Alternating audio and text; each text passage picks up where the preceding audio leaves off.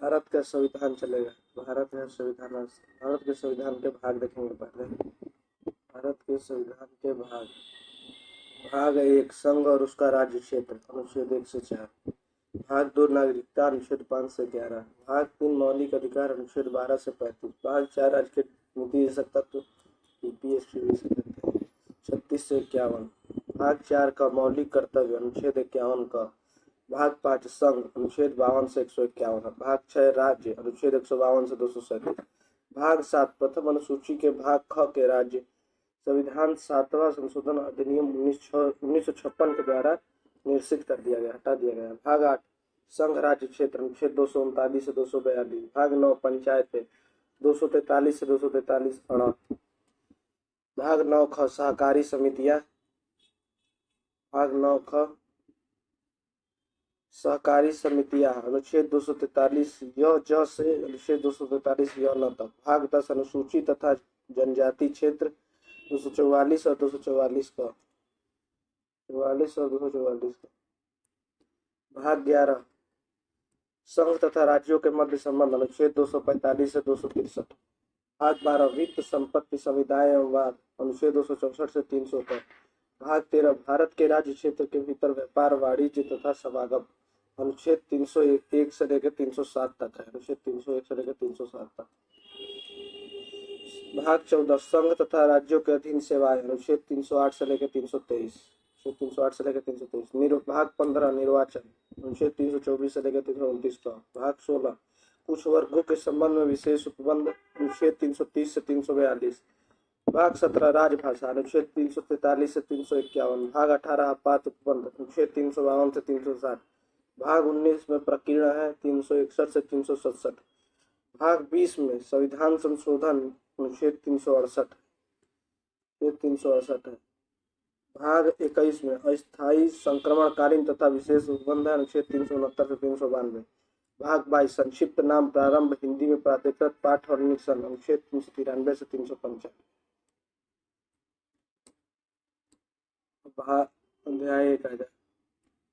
अध्याय 1 भारत का संवैधानिक विकास।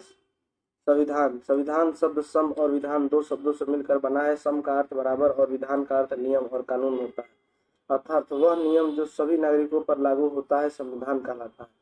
संविधान को इंग्लिश में कॉन्स्टिट्यूशन कहते हैं। संविधान किसी देश की नीतियों और सिद्धांतों का वह संग्रह होता है जिसके आधार पर उस देश की शासन व्यवस्था को संचालित किया जाता है। भारत के संवैधानिक विकास को हम 2 भागों में व्यक्त कर सकते हैं। एक तो ईस्ट इंडिया कंपनी के शासन के अंतर्गत, दूसरा ब्रिटेन के शासन के अंतर्गत। भारत का संवैधानिक विकास एक दृष्टि है। ब्रिटिश ईस्ट इंडिया कंपनी के अंतर्गत भारत 1773 से 1853 ईस्वी तक 1773 से 1853 ईस्वी तक।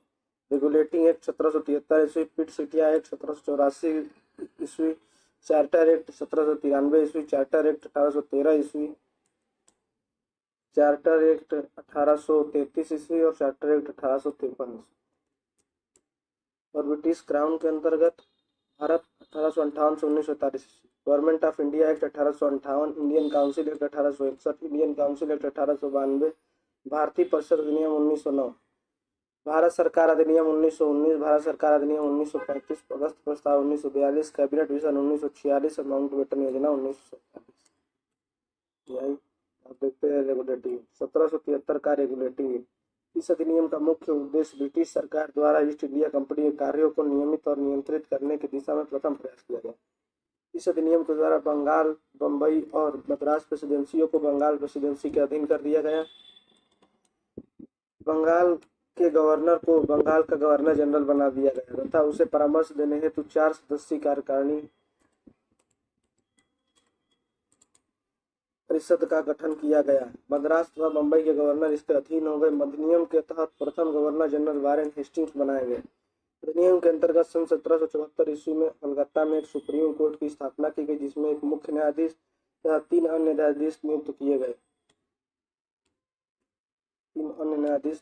गए। इसका न्यायाधिकार क्षेत्र बंगाल, बिहार, उड़ीसा तक था। इसके मुख्य न्यायाधीश सर एलिजा इम्पे तथा 3 अन्य न्यायाधीश चैम्बर्स, लिमेस्टर तथा हाइट थे। यह एक अभिलेख न्यायालय था। इसके विरुद्ध अपील प्रिवी काउंसिल में होती थी। कंपनी के कर्मचारियों को निजी व्यापार करने और भारतीय लोगों से रिश्वत एवं उपहार लेने से प्रतिबंध कर दिया गया। इस अधिनियम के तहत ब्रिटिश सरकार का बोर्ड ऑफ डायरेक्टर के माध्यम से कंपनी पर नियंत्रण सशक्त हो गया। 1784 का पिट्स इंडिया एक्ट, जिसका नाम ब्रिटेन के तत्कालीन युवा प्रधानमंत्री विलियम पिट के नाम पर रखा गया था। इस एक्ट के माध्यम से कंपनी के व्यापारिक और राजनीतिक क्रियाकलापों को अलग अलग कर दिया गया। इसके तहत भारत में कंपनी के अधीन क्षेत्र को पहली बार ब्रिटिश आधिपत्य का क्षेत्र कहा गया। इस अधिनियम के माध्यम से ब्रिटिश सरकार का कंपनी के कार्य और प्रशासन पर पूर्ण नियंत्रण हो गया। इस अधिनियम द्वारा एक 6 सदस्यीय बोर्ड ऑफ कंट्रोल नियंत्रण परिषद की स्थापना की गई, जिसके माध्यम से ब्रिटिश सरकार भारत में कंपनी के नागरिक, सैन्य और राजस्व कार्य पर पूर्ण नियंत्रण रखती थी। गवर्नर जनरल की परिषद की संख्या 4 से कम करके 3 कर दी गई। प्रांतीय परिषद के सदस्यों की संख्या 4 से 3 कर दी गई। इन्हीं सदस्यों में से एक को प्रांत का सेनापति बनाया जाता है। इसके अतिरिक्त अभी भी भारत के साथ व्यापार पर कंपनी का एकाधिकार बना रहा और उसे कंपनी के अधिकारियों को नियुक्त करने हटाने का अधिकार प्राप्त था। अतः ब्रिटिश भारत पर ब्रिटिश सरकार और कंपनी दोनों के शासन अर्थात द्वैध शासन की स्थापना हुई। 1813 का चार्टर अधिनियम 1813 का चार्टर अधिनियम कंपनी के एकाधिकार को समाप्त करने, उस पर और प्रभावी नियंत्रण स्थापित करने के लिए अधिनियम पारित किया गया। ईसाई धर्म प्रचारकों को भारत में धर्म प्रचार करने की स्वीकृति प्रदान की गई। कंपनी के व्यापारिक एकाधिकार को समाप्त करके सभी ब्रिटिश व्यापारियों को भारत से व्यापार करने की छूट प्रदान की गई, किंतु चीन के साथ व्यापार और चाय के व्यापार में एकाधिकार को बनाए रखा गया। कंपनी की आय से भारतीयों की शिक्षा के लिए प्रति वर्ष 1 लाख रुपए व्यय करने का प्रावधान किया गया।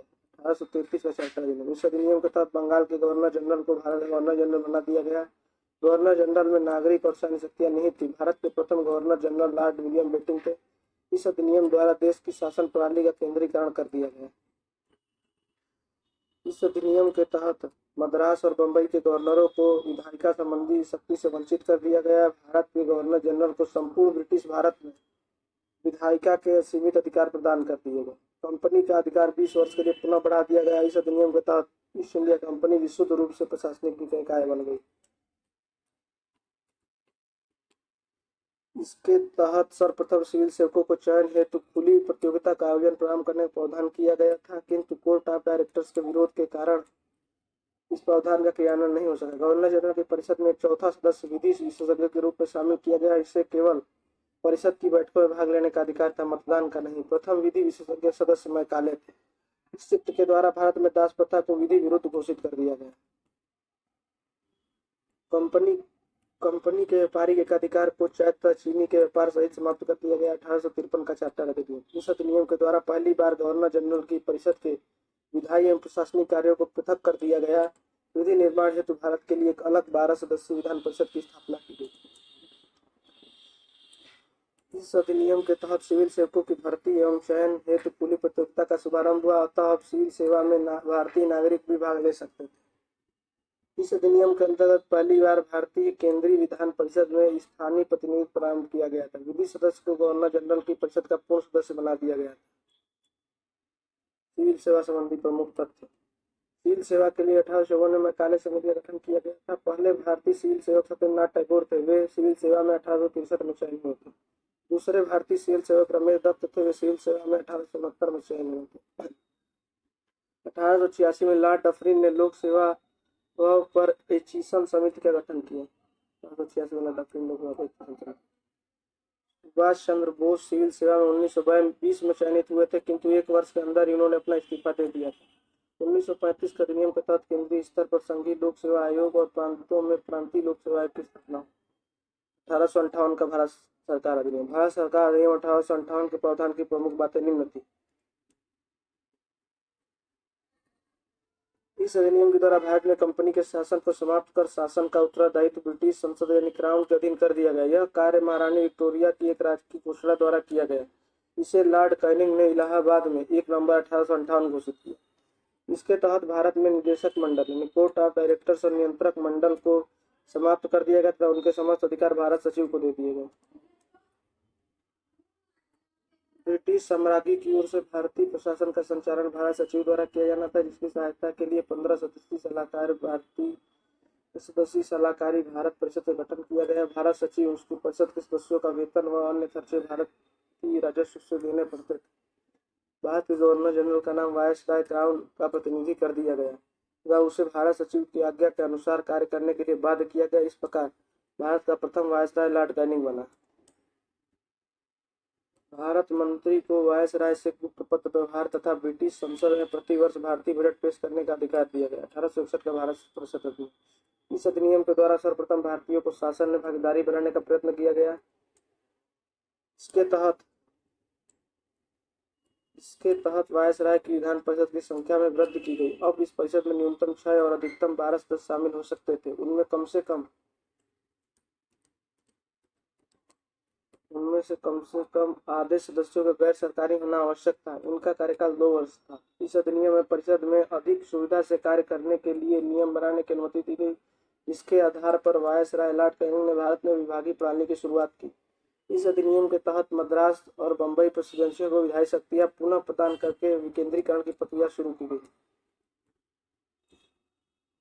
वायसराय को विधायी कार्यों हेतु नए प्रांतों का निर्माण करने तथा नवनिर्मित प्रांतों में गवर्नर या लेफ्टिनेंट की नियुक्ति करने का अधिकार प्रदान किया गया। वायसराय को परिषद की संस्तुति के बिना अध्यादेश जारी करने का अधिकार प्रदान किया गया। ऐसे अध्यादेश की अवधि 6 माह थी। इस अधिनियम ने लॉर्ड कैनिंग द्वारा 1859 में प्रारंभ विभागीय प्रणाली को मान्यता प्रदान की। भारतीय परिषद अधिनियम 1892। परिषद के अधिकारों में वृद्धि की गई तथा भारतीय सदस्यों को प्रश्न पूछने तथा बजट पर बहस करने का अधिकार प्रदान किया गया। यद्यपि मतदान का अधिकार एवं पूरक प्रश्न पूछने का अधिकार नहीं था। इसके माध्यम से केंद्रीय और प्रांतीय विधान परिषदों में अतिरिक्त गैर सरकारी सदस्यों की संख्या रद्द कर दी गई। सदस्यों की संख्या कम से कम 10 और अधिक से अधिक 16 निश्चित की गई। भारतीय परिषद अधिनियम 1909। भारतीय परिषद अधिनियम 1909 मार्ले मिंटो सुधार। इस अधिनियम में भारत में बढ़ते हुए उग्रवाद एवं क्रांतिकारी राष्ट्रवाद का सामना करना था।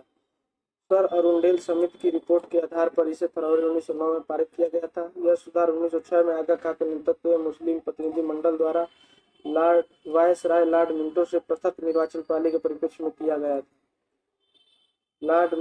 लॉर्ड मार्ले भारत के राज्य सचिव, लॉर्ड मिंटो भारत के वायसराय। प्रमुख प्रावधान। इस अधिनियम के द्वारा केंद्रीय विधान परिषद में सदस्यों की संख्या वृद्धि की गई। इसमें सदस्यों की संख्या 16 से घटाकर 60 कर दी गई। इस अधिनियम के द्वारा भारत में व्यावसायिक और सांप्रदायिक प्रतिनिधि प्रणाली को अपनाया गया। निर्वाचन के लिए 3 प्रकार के निर्वाचक मंडल का प्रावधान किया गया। साधारण, वर्ग विशेष, विशेष। मुस्लिम समुदाय हेतु पहली बार पृथक निर्वाचन की व्यवस्था कर, फूट डालो और राज करो की नीति अपनाई गई। वायसराय की कार्यकारिणी विधि सदस्य के रूप में एक भारतीय सदस्य की नियुक्ति करने का प्रावधान किया गया। वायसराय की कार्यकारिणी में सम्मिलित होने वाले प्रथम भारतीय सदस्य सत्येंद्र प्रसाद सिन्हा था। इस अधिनियम के माध्यम से विधान परिषदों में विचार विमर्श के विषयों में वृद्धि की गई। उदाहरण के लिए लोकहित के विषय पर संकल्प प्रस्तावित करना आदि। भारत सरकार अधिनियम 1919 मॉन्टेग्यू चेम्सफोर्ड सुधार। मॉन्टेग्यू भारत सचिव, लॉर्ड चेम्सफोर्ड वायसराय। यह अधिनियम 1921 में लागू हुआ था। इसके प्रमुख प्रावधान निम्नलिखित थे। इस अधिनियम में सर्वप्रथम उत्तरदायी शासन शब्द का प्रयोग किया गया। इस अधिनियम द्वारा पहली बार प्रत्यक्ष चुनाव प्रणाली अपनाई गई तथा महिलाओं को भी मताधिकार दिया गया। इस एक्ट की मुख्य विशेषता प्रांतों में द्वैध शासन की शुरुआत थी। इस अधिनियम के द्वारा केंद्र और प्रांतों के बीच विषयों का बंटवारा किया गया। इसके पश्चात प्रांतीय विषयों को पुनः 2 भागों में बांटा गया। सुरक्षित विषय यानी रिजर्व सब्जेक्ट, जैसे राजस्व, न्याय, वित्त और पुलिस। और हस्तांतरित विषय जैसे स्थानीय सुशासन, शिक्षा एवं स्वास्थ्य शासन के इसी विभाजन के कारण इस व्यवस्था को द्वैध शासन कहा गया। द्वैध शासन के जन्मदाता लियोनिस कार्टिस थे। वायसराय की कार्यकारिणी परिषद में 6 सदस्यों में से 3 का भारतीय होना अनिवार्य कर दिया गया। लंदन में भारत के उच्चायुक्त के कार्यकाल का सृजन किया गया।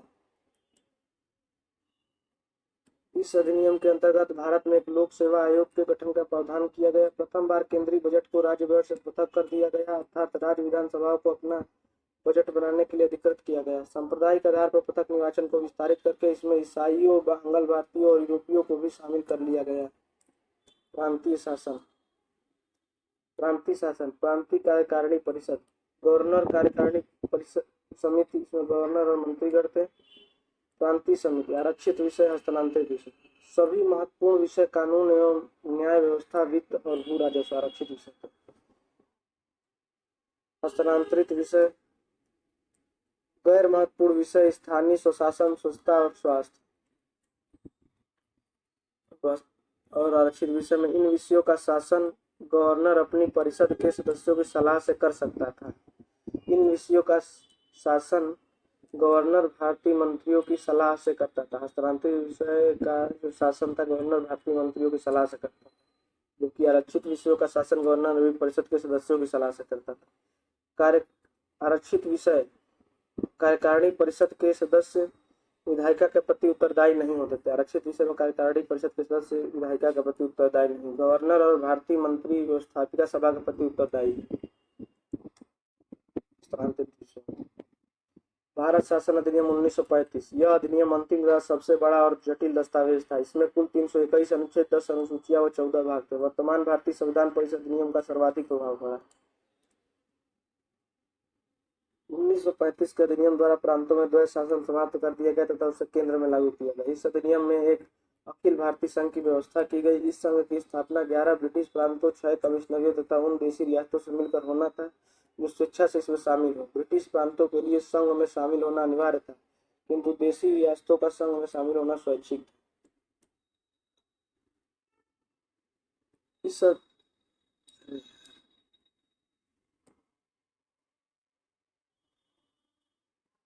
अधिनियम की महत्वपूर्ण विशेषता प्रांतों में स्वायत्त शासन की स्थापना थी। प्रांतीय विषयों पर विधि बनाने का अधिकार प्रांतों को दिया गया तथा उन पर से केंद्र का नियंत्रण समाप्त कर दिया गया। प्रांतीय विधानमंडलों का विस्तार किया गया। प्रांतों में 11 में से 6 विधानमंडलों में द्विसदनीय व्यवस्था की गई। इस अधिनियम द्वारा 1935 ईस्वी में बर्मा यानी वर्तमान म्यांमार को भारत से अलग कर दिया गया तथा 2 नए प्रांत उड़ीसा और सिंध का निर्माण हुआ। उड़ीसा और सिंध का निर्माण हुआ। इस अधिनियम के तहत 1937 में एक संघीय न्यायालय एवं रिजर्व बैंक ऑफ इंडिया की स्थापना की गई। न्यायालय में एक मुख्य न्यायाधीश और अधिकतम 6 अन्य न्यायाधीश नियुक्त हो सकते थे। इस अधिनियम के बारे में पंडित नेहरू ने कहा था, यह अनेक ब्रेकों वाली इंजन रहित गाड़ी है। जिन्ना ने इसे पूर्णतः सड़ा और मूल रूप से बुरा कहा था। भारतीय स्वतंत्रता अधिनियम 1947। माउंटबेटन योजना के अनुसार भारतीय स्वतंत्रता विधेयक 4 जुलाई 1947 को ब्रिटिश प्रधानमंत्री क्लेमेंट एटली द्वारा पेश किया गया। इसके पश्चात इसे 18 जुलाई 1947 को राजकीय स्वीकृति प्राप्त हो गई। 15 अगस्त 1947 से प्रभावी रूप में ब्रिटिश भारत को 2 नए और पूरी तरह से प्रभुत्व संपन्न उपनिवेश 2 डोमिनियन राज्यों भारत और पाकिस्तान की स्थापना की जाएगी। दोनों राष्ट्रों के लिए गवर्नर जनरल के कार्यालय स्थापित किए जाएंगे। दोनों राष्ट्रों के लिए गवर्नर जनरल के कार्यालय स्थापित किए जाएंगे। भारत में माउंटबेटन को गवर्नर जनरल तथा पंडित जवाहरलाल नेहरू को प्रधानमंत्री बनाया गया, जबकि पाकिस्तान में मोहम्मद अली जिन्ना को गवर्नर जनरल तथा लियाकत अली को प्रधानमंत्री बनाया गया। मोहम्मद अली जिन्ना को गवर्नर जनरल तथा लियाकत अली को प्रधानमंत्री बनाया गया। 2 नवगत देशों के बीच बंगाल और पंजाब के प्रांतों का विभाजन। पूर्वी बंगाल, पश्चिमी पंजाब, सिंध, पश्चिमोत्तर सीमा प्रांत और असम का सिलहट जिला पाकिस्तान में तथा शेष भाग को भारत में सम्मिलित होना था। पूर्ण विधि निर्माण प्राधिकरण को 2 नए देशों की संविधान की सभाओं के हाथों में सौंपा जाएगा। 15 अगस्त 1947 से रियासतों पर से ब्रिटिश आधिपत्य समाप्त कर दिया जाएगा। ब्रिटिश सरकार शासक द्वारा भारत के सम्राट की पदवी को त्यागना। इस अधिनियम के अंतर्गत दोनों देशों के बीच सशस्त्र बलों का विभाजन शामिल है। अध्याय 2 आ जाओ। रियासतों का एकीकरण एवं राज्यों का पुनर्गठन। रियासतों का एकीकरण। रियासतों के एकीकरण से पूर्व भारतीय स्वतंत्रता अधिनियम 1947 के अंतर्गत 2 स्वतंत्र एवं पृथक प्रभुत्व वाले देश भारत और पाकिस्तान का निर्माण किया गया और देशी रियासतों को 3 विकल्प दिए गए। भारत में शामिल हो, पाकिस्तान में शामिल हो या स्वतंत्र है। 552 देशी रियासतें भारत की भौगोलिक सीमा में थी, जिनमें से 549 भारत में शामिल हो गई और बची हुई 3 रियासतों हैदराबाद, जूनागढ़ और कश्मीर ने भारत में शामिल होने से इनकार कर दिया। यद्यपि कुछ समय बाद इन्हें भी भारत में मिला लिया गया। हैदराबाद को पुलिस कार्रवाई के द्वारा, जूनागढ़ को जनमत के द्वारा एवं कश्मीर को विलय पत्र के द्वारा भारत में शामिल कर लिया गया। 1950 में संविधान ने भारतीय संघ के राज्यों को 4 प्रकार से वर्गीकृत किया। भाग क, इसमें उन राज्यों को रखा गया जो सीधे वायसराय के अधीन थे। भाग ख, एक या एक से अधिक रियासतों से मिलकर बनने वाले राज्यों को रखा गया।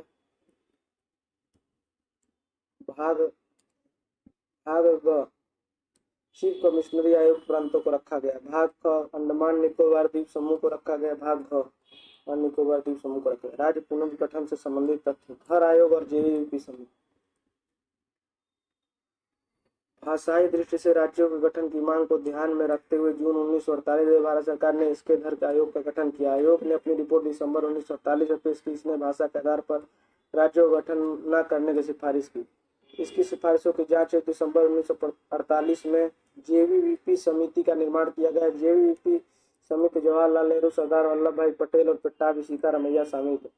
इसने अपनी रिपोर्ट अप्रैल 1949 में पेश की। समिति ने भाषा को राज्यों के पुनर्गठन का आधार बनाना अव्यावहारिक बताया। समिति ने कहा कि राज्य प्रशासनिक संचालन की व्यवस्था को ही ध्यान में रखा जाए।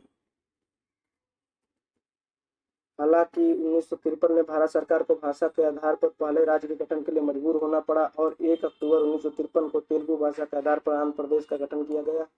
आंध्र प्रदेश भाषा के आधार पर गठित होने वाला प्रथम राज्य है। फजल अली आयोग। आंध्र प्रदेश के निर्माण से अन्य क्षेत्रों में भाषा के आधार पर राज्य बनाने की मांग उठने लगी। इसके कारण भारत सरकार के द्वारा दिसंबर 1953 में एक 3 सदस्यीय राज्य पुनर्गठन आयोग फजल अली की अध्यक्षता में गठन किया गया। इसके अध्यक्ष फजल अली एवं अन्य 2 सदस्य विजयनाथ कुंजरू एवं के.एम. पन्नीकर थे। इन्होंने 1955 में अपनी रिपोर्ट सौंपी, जिसके आधार पर 7वां संविधान संशोधन 1956 किया गया। इसमें राज्यों की क, ख, ग, घ श्रेणियों को समाप्त कर ए व बी श्रेणियां बनाई गई। इसमें ए श्रेणियों में राज्यों तथा बी श्रेणियों में केंद्र शासित प्रदेशों को रखा गया। 1 नवंबर 1956 को 14 राज्यों और 6 केंद्र शासित प्रदेशों का गठन किया गया। 1 मई 1960 में बम्बई से महाराष्ट्र व गुजरात का पुनर्गठन हुआ। 18 दिसंबर 1961 को गोवा, दमन दीव को भारत संघ में पहली अनुसूची के अंतर्गत शामिल कर लिया गया। 1 दिसंबर 1963 को नागालैंड का गठन किया गया। 1 नवंबर 1966 को पंजाब राज्य का पुनर्गठन करके हरियाणा व पंजाब व चंडीगढ़ केंद्र शासित प्रदेशों का गठन किया गया। 1969 में मद्रास के तमिल भाषियों के द्वारा तमिलनाडु का गठन किया गया। 25 जनवरी 1971 हिमाचल प्रदेश राज्य का गठन किया गया। 1972 में मणिपुर, मेघालय और त्रिपुरा का गठन किया गया। 26 अप्रैल 1975 में 36वें संविधान संशोधन 1975 के द्वारा सिक्किम को भारतीय संघ में शामिल किया गया। इससे पूर्व यह एक सह राज्य था। 20 फरवरी 1987 को मिजोरम और अरुणाचल प्रदेश का गठन किया गया। 30 मई 1987 को गोवा को पूर्ण राज्य का दर्जा दिया तथा यह 25वां राज्य बना। अंतिम 4 राज्यों का गठन। छत्तीसगढ़ 1 नवंबर 2000 मध्य प्रदेश से अलग हुआ। उत्तराखंड 9 नवंबर 2000 उत्तर प्रदेश से अलग हुआ। झारखंड 15 नवंबर 2000 बिहार से अलग हुआ। तेलंगाना 2 जून 2016 आंध्र प्रदेश से अलग हुआ। नवीनतम घटनाक्रम 31 अक्टूबर 2019 से जम्मू और कश्मीर राज्य को जम्मू कश्मीर और लद्दाख केंद्र शासित प्रदेशों में आधिकारिक रूप से विभाजित कर दिया गया। जम्मू कश्मीर संघीय क्षेत्र में पूर्व के जम्मू एवं कश्मीर राज्य के सभी जिले शामिल हैं। कारगिल और लेह को लद्दाख संघीय क्षेत्र में शामिल किया गया है। इसके पश्चात भारत में 9 केंद्र शासित प्रदेश हो गए। केंद्र सरकार द्वारा दादर नगर हवेली एवं दमन दीव का विलय करके केंद्र शासित प्रदेश बनाने के लिए लोकसभा में दादर नगर हवेली और दमन दीव केंद्र शासित प्रदेशों का विलय विधेयक 2019 पेश किया गया।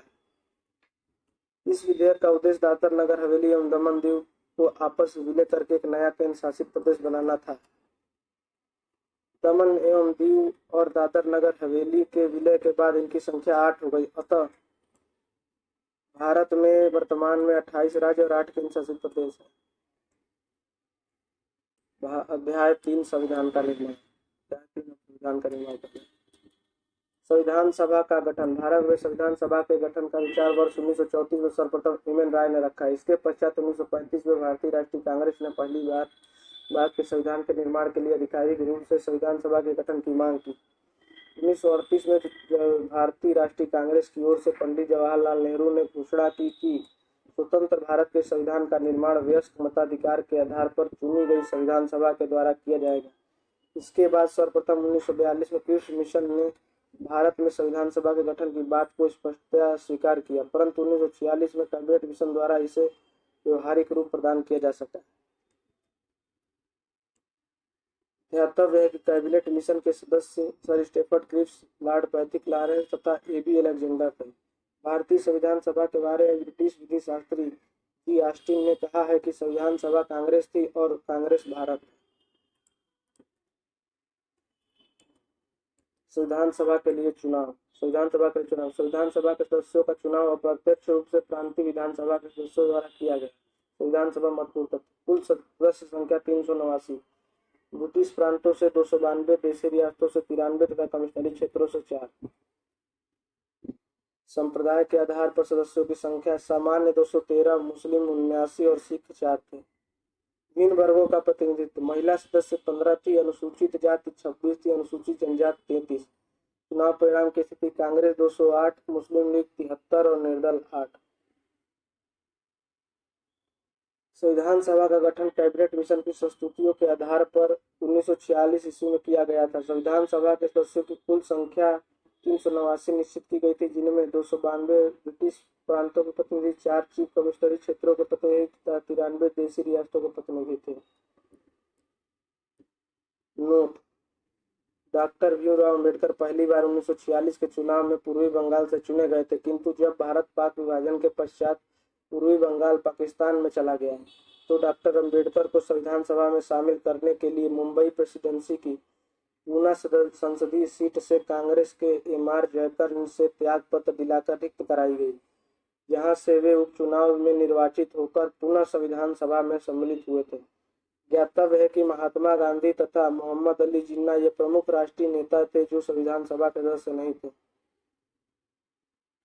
9 दिसंबर 1946 को संविधान सभा की प्रथम बैठक नई दिल्ली स्थित काउंसिल चैम्बर के पुस्तकालय भवन में हुई। सभा के सबसे वृद्ध सदस्य डॉक्टर सचिदानंद सिन्हा को सभा का अस्थायी अध्यक्ष चुना गया। मुस्लिम लीग ने बैठक का बहिष्कार किया और पाकिस्तान के लिए पृथक संविधान सभा की मांग की प्रारंभ की। 11 दिसंबर 1946 ईस्वी को डॉक्टर राजेंद्र प्रसाद संविधान सभा के स्थायी अध्यक्ष निर्वाचित हुए। प्रांतों या देशी रियासतों को उनकी जनसंख्या के अनुपात में संविधान सभा में प्रतिनिधित्व किया गया था। सामान्यतः 10 लाख की जनसंख्या पर एक स्थान का आवंटन किया गया था। हैदराबाद एक ऐसी रियासत थी जिसके प्रतिनिधि संविधान सभा में सम्मिलित नहीं हुए थे। प्रांतों का प्रतिनिधित्व मुख्यतः 3 समुदायों की जनसंख्या के आधार पर किया गया था। ये समुदाय थे मुस्लिम, सिख एवं सामान्य, जिससे मुस्लिम और सिख के अतिरिक्त। संविधान सभा की कार्रवाई। संविधान सभा की कार्रवाई 13 दिसंबर 1946 ईस्वी को जवाहरलाल नेहरू द्वारा प्रस्तुत उद्देश्य प्रस्ताव के साथ प्रारंभ हुई। उद्देश्य प्रस्ताव को 22 जनवरी 1947 को स्वीकृति मिली। पी.एन. राव संवैधानिक सलाहकार द्वारा किए गए संविधान के प्रारूप पर विचार विमर्श करने के लिए संविधान सभा द्वारा 29 अगस्त 1947 को एक संकल्प पारित करके प्रारूप समिति का गठन किया गया तथा इसके अध्यक्ष के रूप में डॉक्टर भीमराव अम्बेडकर को चुना गया। प्रारूप समिति के सदस्यों की संख्या 7 थी, जो इस प्रकार: डॉक्टर भीमराव अम्बेडकर अध्यक्ष थे, एन. गोपाल स्वामी अयंगर, आह्लाद कृष्ण स्वामी अय्यर, कन्हैया लाल मणिकलाल मुंशी, सैयद मोहम्मद सादुल्ला, एन. माधव राव थे। बी.एल. मित्र इनके स्थान पर बाद में बने। बी.एल. मित्र के स्थान पर एन. माधव राव बने थे। बी.एल. मित्र के टी.पी. खेतान 1948 में इनकी मृत्यु के बाद टी.टी. कृष्णमाचारी को सदस्य बनाया गया। संविधान सभा में अम्बेडकर का निर्वाचन पश्चिम बंगाल से हुआ था। प्रारूप समिति ने संविधान के प्रारूप पर विचार विमर्श करने के बाद 21 फरवरी 1948 ईस्वी को संविधान सभा के समक्ष अपनी रिपोर्ट प्रस्तुत की। इसमें कुल 315 अनुच्छेद और 8 अनुसूचियां थी, जिस पर विचार करने के पश्चात पुनः 26 अक्टूबर 1948 को संविधान का प्रारूप समिति ने संविधान सभा के समक्ष प्रस्तुत किया। इस प्रारूप पर 3 वाचन संपन्न हुए। प्रथम वाचन 4 नवंबर 1948 से 9 नवंबर 1948 तक। द्वितीय वाचन 15 नवंबर 1948 से 17 अक्टूबर 1949 तक। तृतीय वाचन 14 नवंबर से 26 नवंबर 1949 तक। संविधान निर्माण की प्रक्रिया में कुल 2 वर्ष 11 माह और 18 दिन लगे। इस कार्य पर लगभग 4 करोड़ रुपए खर्च हुए। संविधान के प्रारूप पर कुल 114 दिन बहस हुई। 26 नवंबर 1949 को भारत का संविधान अंगीकृत किया गया और 24 नवंबर 1950 को सदस्यों ने उस पर अपने हस्ताक्षर किए। इस पर कुल 284 सदस्यों ने वास्तविक रूप से हस्ताक्षर किए। 26 नवंबर 1950 को भारत का संविधान लागू हो गया। क्योंकि कांग्रेस द्वारा 1930 में 26 जनवरी को स्वतंत्रता दिवस के रूप में मनाया गया था, इसी कारण इस संविधान लागू करने की तिथि के रूप में चुना गया। उस दिन संविधान सभा का अस्तित्व समाप्त हो गया और इसका रूपांतरण 1952 में नई संसद के गठन तक अस्थायी संसद के रूप में हो गया। मूल संविधान में कुल 22 भाग, 395 अनुच्छेद और 8 अनुसूचियां थी। संविधान सभा के द्वारा डॉक्टर राजेंद्र प्रसाद को भारत का प्रथम राष्ट्रपति चुना गया। 26 नवंबर 1949 भारतीय संविधान को अंगीकार करने तथा 26 नवंबर 1950 उसे लागू करने की तिथि है। संविधान सभा की महत्वपूर्ण समितियां और उनके अध्यक्ष। प्रारूप समिति डॉक्टर भीमराव अंबेडकर, संघ संविधान समिति पंडित जवाहरलाल नेहरू, संघ शक्ति समिति पंडित जवाहरलाल नेहरू, संचालन समिति डॉक्टर राजेंद्र प्रसाद, क्रांति संविधान समिति सरदार वल्लभ भाई पटेल, मूल अधिकार एवं अल्पसंख्यक समिति सरदार वल्लभ भाई पटेल, आवास समिति पट्टाभी सीतारमैया, कार्य संचालन संबंधी समिति के.एम. मुंशी, राष्ट्रीय ध्वज संबंधी तदर्थ समिति डॉक्टर राजेंद्र प्रसाद, संविधान सभा के कार्यकारण संबंधी समिति जी.वी. मावलंकर, रियासत समिति डॉक्टर राजेंद्र प्रसाद, मौलिक अधिकार अल्पसंख्यकों एवं जनजाति और अपवर्जित क्षेत्रों के संबंधित सलाहकार समिति, सबसे बड़ी समिति थी ये, सरदार वल्लभ भाई पटेल, मौलिक अधिकारों संबंधित उप समिति आचार्य जे.बी. कृपलानी, पूर्वोत्तर सीमांत जनजाति क्षेत्रों और असम के अपवर्जित और आंशिक रूप से अपवर्जित क्षेत्रों संबंधी उप समिति गोपीनाथ बारदोलाई, पूर्वोत्तर सीमांत जनजाति क्षेत्रों तथा असम के अपवर्जित और आंशिक रूप से अपवर्जित क्षेत्रों संबंधी उप समिति गोपीनाथ बारदोलाई, अपवर्जित और आंशिक रूप से अपवर्जित क्षेत्रों असम के क्षेत्रों को छोड़कर संबंधी उप समिति के अध्यक्ष थे ए.बी. ठटकर, नियम समिति डॉक्टर राजेंद्र प्रसाद और संघीय संविधान समिति जवाहरलाल नेहरू, संविधान समिति जवाहरलाल नेहरू। भारत की संविधान सभा स्थापना कैबिनेट मिशन योजना 1946 के तहत हुई। कुल सत्र 11, विशेष सत्र सहित 12 थे। कुल सत्र 11 थे, विशेष सत्र सहित 12। प्रथम सत्र 9 से 23 दिसंबर 1946 में, 11वां सत्र 14 से 26 नवंबर 1949, विशेष सत्र 24 जनवरी 1950 में कायम किया गया। भारत के प्रतीक चिन्ह। राष्ट्रीय ध्वज। प्रथम राष्ट्रीय ध्वज 7 अगस्त 1946 को पारसी बागान चौक ग्रीन पर कलकत्ता में फहराया गया था। द्वितीय राष्ट्रीय ध्वज को पेरिस से मैडम कामा और 1907 में उनके साथ निर्वासित किए गए कुछ क्रांतिकारियों द्वारा फहराया गया था। भारत की संविधान सभा ने राष्ट्रीय ध्वज का वर्तमान स्वरूप 22 जुलाई 1947 को अपनाया था। राष्ट्रीय गान। भारत की संविधान सभा ने राष्ट्रगान को 24 जनवरी 1950 को अपनाया था। राष्ट्रगीत। भारत की संविधान सभा ने राष्ट्रगीत को 24 जनवरी 1950 को अपनाया था। भारतीय संविधान पर विश्व के संविधानों का प्रभाव। विधि का शासन, संसदीय शासन, एकल नागरिकता विधि निर्माण प्रक्रिया ब्रिटेन से लिया गया। संघ तथा राज्यों के बीच शक्तियों का विभाजन। राष्ट्रपति की आपातकालीन शक्तियां, अल्पसंख्यक वर्गों के हितों की रक्षा, उच्चतम न्यायालय के निचले स्तर के न्यायालयों पर नियंत्रण, केंद्रीय शासन का राज्य के शासन में हस्तक्षेप, व्यवस्थापिका के दोनों सदन। 1935 के भारत सरकार अधिनियम से लिया गया। संविधान के सभी सामाजिक नीतियों के संदर्भ में निदेशक तत्वों का उपबंध। स्विट्जरलैंड से। संघ तथा राज्यों के बीच शक्तियों का विभाजन। राष्ट्रपति की आपातकालीन शक्ति, अल्पसंख्यक वर्गों के हितों की रक्षा, उच्चतम न्यायालय के निचले स्तर के न्यायालयों पर नियंत्रण, केंद्रीय शासन का राज्य के शासन में हस्तक्षेप, स्थापिका के दोनों सदन। 1935 के भारत सरकार अधिनियम में संविधान के सभी सामाजिक नीतियों के संदर्भ में निदेशक तत्वों का उपबंध स्विट्जरलैंड से लिया गया है। प्रस्तावना, मौलिक अधिकार, न्यायपालिका, न्यायिक पुनरीक्षण, सर्वोच्च न्यायालय के न्यायाधीशों की पद मुक्ति, राष्ट्रपति कार्यपालिका का प्रमुख और उपराष्ट्रपति है।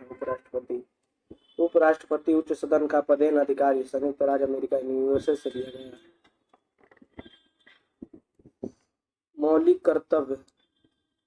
मौलिक कर्तव्य प्रस्तावना में न्यायिक आदर्श भूतपूर्व सोवियत संघ से लिया गया। राज्य के नीतिशक तत्व, राष्ट्रपति का निर्वाचन, उच्च सदन के सदस्यों का नामांकन आयरलैंड से लिया गया है। गणतंत्र व्यवस्था, स्वतंत्रता, समानता एवं बंधुत्व का सिद्धांत फ्रांस से। प्रत्येक केंद्रों के साथ संघीय व्यवस्था, शक्तियों का वितरण तथा अवशिष्ट शक्तियों का केंद्र में हस्तांतरण, राज्यों में राज्यपाल की केंद्र द्वारा नियुक्ति कनाडा से लिया गया है। समवर्ती सूची, व्यापार एवं वाणिज्य संबंधी प्रावधान ऑस्ट्रेलिया से लिया गया है। आपातकालीन उपबंध जर्मनी के वाइमर संविधान और 1935 का भारत सरकार अधिनियम द्वारा लिया गया है। संविधान संशोधन प्रावधान उच्च सदन के सदस्यों का निर्वाचन दक्षिण अफ्रीका से दिया गया है। विधि द्वारा स्थापित प्रक्रिया जापान से दिया गया है। अब अध्याय 4 आ जा संविधान की प्रस्तावना। अध्याय 4 संविधान की प्रस्तावना। प्रस्तावना संविधान के मुख्य आदर्शों एवं आकांक्षाओं का उल्लेख करती है। यह संविधान के लक्ष्यों एवं नीतियों को समझने में सहायक होती है। प्रस्तावना किसी संविधान के परिचय या भूमिका को कहते हैं। सर्वप्रथम अमेरिकी संविधान में प्रस्तावना को सम्मिलित किया गया था। भारतीय संविधान की प्रस्तावना पंडित जवाहरलाल नेहरू द्वारा संविधान सभा में 13 दिसंबर 1946 को प्रस्तुत एवं 22 जनवरी 1947 को स्वीकृत उद्देश्य प्रस्ताव पर आधारित है। प्रख्यात न्यायविद एवं संविधान विशेषज्ञ N. पालकीवाला ने प्रस्तावना को संविधान का परिचय पत्र कहा है। प्रस्तावना में संविधान सभा की महान एवं आदर्श सोच दिखाई पड़ती है। इसमें संविधान निर्माताओं की आकांक्षाओं का प्रतिबिंब नजर आता है। प्रस्तावना की विषय वस्तु। हम भारत के लोग भारत को एक संपूर्ण प्रभुत्व संपन्न समाजवादी धर्मनिरपेक्ष लोकतंत्रात्मक गणराज्य बनाने के लिए उसके समस्त नागरिकों को सामाजिक आर्थिक और राजनीतिक न्याय विचार अभिव्यक्ति विश्वास धर्म और उपासना की स्वतंत्रता प्रतिष्ठा और अवसर की समता प्रदान प्राप्त करने के लिए तथा उन सब में व्यक्ति की गरिमा और राष्ट्र की एकता और अखंडता सुनिश्चित करने वाली बंधुता बढ़ाने के लिए दृढ़ संकल्प होकर अपनी संविधान सभा में आज तारीख 26 नवंबर 1949 ईस्वी मिति मार्ग शुक्ल सप्तमी संवत 2006 विक्रमी को एतद द्वारा इस संविधान को अंगीकृत अधिनियमित और आत्मर्पित करते हैं। नोट 42वें संविधान संशोधन अधिनियम 1976 द्वारा उद्देशिका में संशोधन कर प्रथम पैरा में समाजवादी और पंथ निरपेक्ष शब्द तथा छठे पैरा में अखंडता शब्द जोड़ा गया है। प्रस्तावना के तत्व। संविधान के अधिकार का स्रोत। प्रस्तावना कहती है कि संविधान भारत के लोगों से शक्ति अधिग्रहित करता है। भारत की प्रकृति। इसमें कहा गया है कि भारत एक संपूर्ण समाजवादी धर्मनिरपेक्ष लोकतंत्रात्मक गणतांत्रिक राज्य व्यवस्था वाला देश। संविधान के उद्देश्य। इसके अनुसार न्याय स्वतंत्रता समता और बंधुत्व संविधान के उद्देश्य हैं। संविधान लागू होने की तिथि 26 नवंबर 1949 की तिथि उल्लेखित करती है। प्रस्तावना में मुख्य शब्द। संप्रभुता। प्रस्तावना यह दावा करती है कि भारत एक संप्रभु देश है। संप्रभुता शब्द का अर्थ है कि भारत की विधायिका को संविधान द्वारा तय की गई कुछ सीमाओं के विषय में देश के कानून बनाने का अधिकार। समाजवादी। समाजवादी शब्द संविधान के 1976 में हुए 42वें संविधान संशोधन द्वारा प्रस्तावना में जोड़ा गया है। भारत ने लोकतांत्रिक समाजवाद को अपनाया है। लोकतांत्रिक समाजवाद एक निश्चित अर्थव्यवस्था में विश्वास रखता है जहां निजी और सार्वजनिक दोनों क्षेत्र समान रूप से कार्य करते हैं। धर्मनिरपेक्ष। धर्मनिरपेक्ष शब्द 42वें संविधान संशोधन अधिनियम 1976 के द्वारा जोड़ा गया। भारतीय संविधान में धर्मनिरपेक्ष शब्द का अर्थ है कि भारत में सभी धर्मों को राज्यों से समानता सुरक्षा और समानता पाने का अधिकार है। संविधान के भाग 3 के अनुच्छेद 25 से 28 एक मौलिक अधिकार के रूप में धर्म की स्वतंत्रता को सुनिश्चित करते हैं। लोकतांत्रिक शब्द का अर्थ है कि संविधान की स्थापना एक सरकार के रूप में होती है जिसे चुनाव के माध्यम से लोगों द्वारा निर्वाचित होकर अधिकार प्राप्त होते हैं। प्रस्तावना इस बात की पुष्टि करती है कि भारत एक लोकतांत्रिक देश है जिसका अर्थ है कि सर्वोच्च सत्ता लोगों के हाथ में है। लोकतंत्र शब्द का प्रयोग राजनीतिक आर्थिक और सामाजिक लोकतंत्र के लिए प्रस्तावना के रूप में प्रयोग किया जाता है। सरकार के जिम्मेदार प्रतिनिधि सार्वभौमिक मताधिकार एक वोट एक मूल्य स्वतंत्र न्यायपालिका आदि भारतीय लोकतंत्र की विशेषताएं हैं। गणतंत्र। एक गणतंत्र देश में राज्य का प्रमुख प्रत्यक्ष या परोक्ष रूप से लोगों द्वारा प्रत्यक्ष रूप से चुना जाता है जिसका अर्थ है कि लोगों द्वारा चुना जाता है। एक गणतंत्र देश में राज्य का प्रमुख प्रत्यक्ष या परोक्ष रूप से लोगों द्वारा चुना जाता है जिसका अर्थ है कि संसद और विधानसभाओं में अपने प्रतिनिधियों के माध्यम से है। इसके अतिरिक्त एक गणतंत्र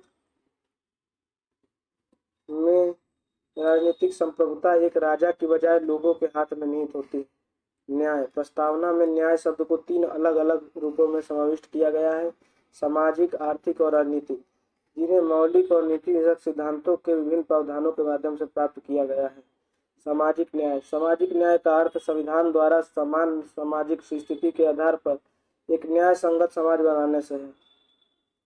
आर्थिक न्याय। आर्थिक न्याय का अर्थ समाज के अलग अलग सदस्यों के मध्य संपत्ति के समान वितरण से है, जिससे संपत्ति कुछ हाथों में ही केंद्रित नहीं हो सकती। राजनीतिक न्याय। राजनीतिक न्याय का अर्थ सभी नागरिकों को राजनीतिक तक भागीदारी में समान अधिकार से है। भारतीय संविधान प्रत्येक मत के लिए सार्वभौमिक व मताधिकार और सामान्य मूल्य प्रदान करता है। स्वतंत्रता। स्वतंत्रता का अर्थ है कि लोगों की गतिविधियों पर किसी प्रकार की रोक टोक की अनुपस्थिति तथा साथ ही व्यक्ति के विकास के लिए समान अवसर प्रदान करना। समता। समता का आशय समाज के किसी भी वर्ग के लिए विशेषाधिकार की अनुपस्थिति और बिना किसी भेदभाव के प्रत्येक व्यक्ति को समान अवसर प्रदान करने के उपबंध करने से है। बंधुत्व। संविधान की प्रस्तावना व्यक्ति की गरिमा और राष्ट्र की एकता और अखंडता को बनाए रखने के लिए लोगों के बीच भाईचारे को बढ़ावा देती है। क्या प्रस्तावना संविधान का अंग है? उच्चतम न्यायालय की व्याख्या। संविधान में प्रस्तावना को तब जोड़ा गया था जब से संविधान लागू हो चुका था। बेरू-बाड़ी संघ मामले में 1960 उच्चतम न्यायालय ने कहा कि प्रस्तावना संविधान का भाग नहीं है। हालांकि यह स्वीकार किया गया कि यदि संविधान के किसी भी अनुच्छेद में कोई शब्द अस्पष्ट है या उसके एक से अधिक अर्थ होते हैं तो प्रस्तावना का एक मार्गदर्शक सिद्धांत के रूप में प्रयोग किया जा सकता है। अतः यह संविधान निर्माताओं के विचार को जानने की कुंजी। केशवानंद भारती बनाम केरल राज्य 1973 मामले में उच्चतम न्यायालय ने पूर्व के निर्णय को पलट दिया और कहा कि प्रस्तावना संविधान का एक भाग है और इसे संविधान के अनुच्छेद 368 के तहत संशोधित किया जा सकता है। एक बार पुनः भारतीय जीवन बीमा निगम के मामले 1995 में उच्चतम न्यायालय ने कहा कि प्रस्तावना संविधान का एक भाग है। गोलकनाथ बनाम पंजाब राज्य के प्रकरण में प्रस्तावना को संविधान की मूल आत्मा कहा गया। ध्यातव्य है कि प्रस्तावना न तो विधायिका की शक्ति का स्रोत है और न ही उसकी शक्तियों पर प्रतिबंध आरोपित करती है। प्रस्तावना गैर न्यायिक है, अर्थात इसकी व्याख्याओं को न्यायालय में चुनौती नहीं दी जा सकती है। प्रस्तावना को संविधान की आत्मा कहा गया है। के.एम. मुंशी ने प्रस्तावना को राजनीतिक जन्म पत्री कहा। अध्याय 5 भारतीय संविधान की अनुसूचियां। भारतीय संविधान की अनुसूची में कुल 12 अनुसूचियां हैं जो इस प्रकार है। प्रथम अनुसूची।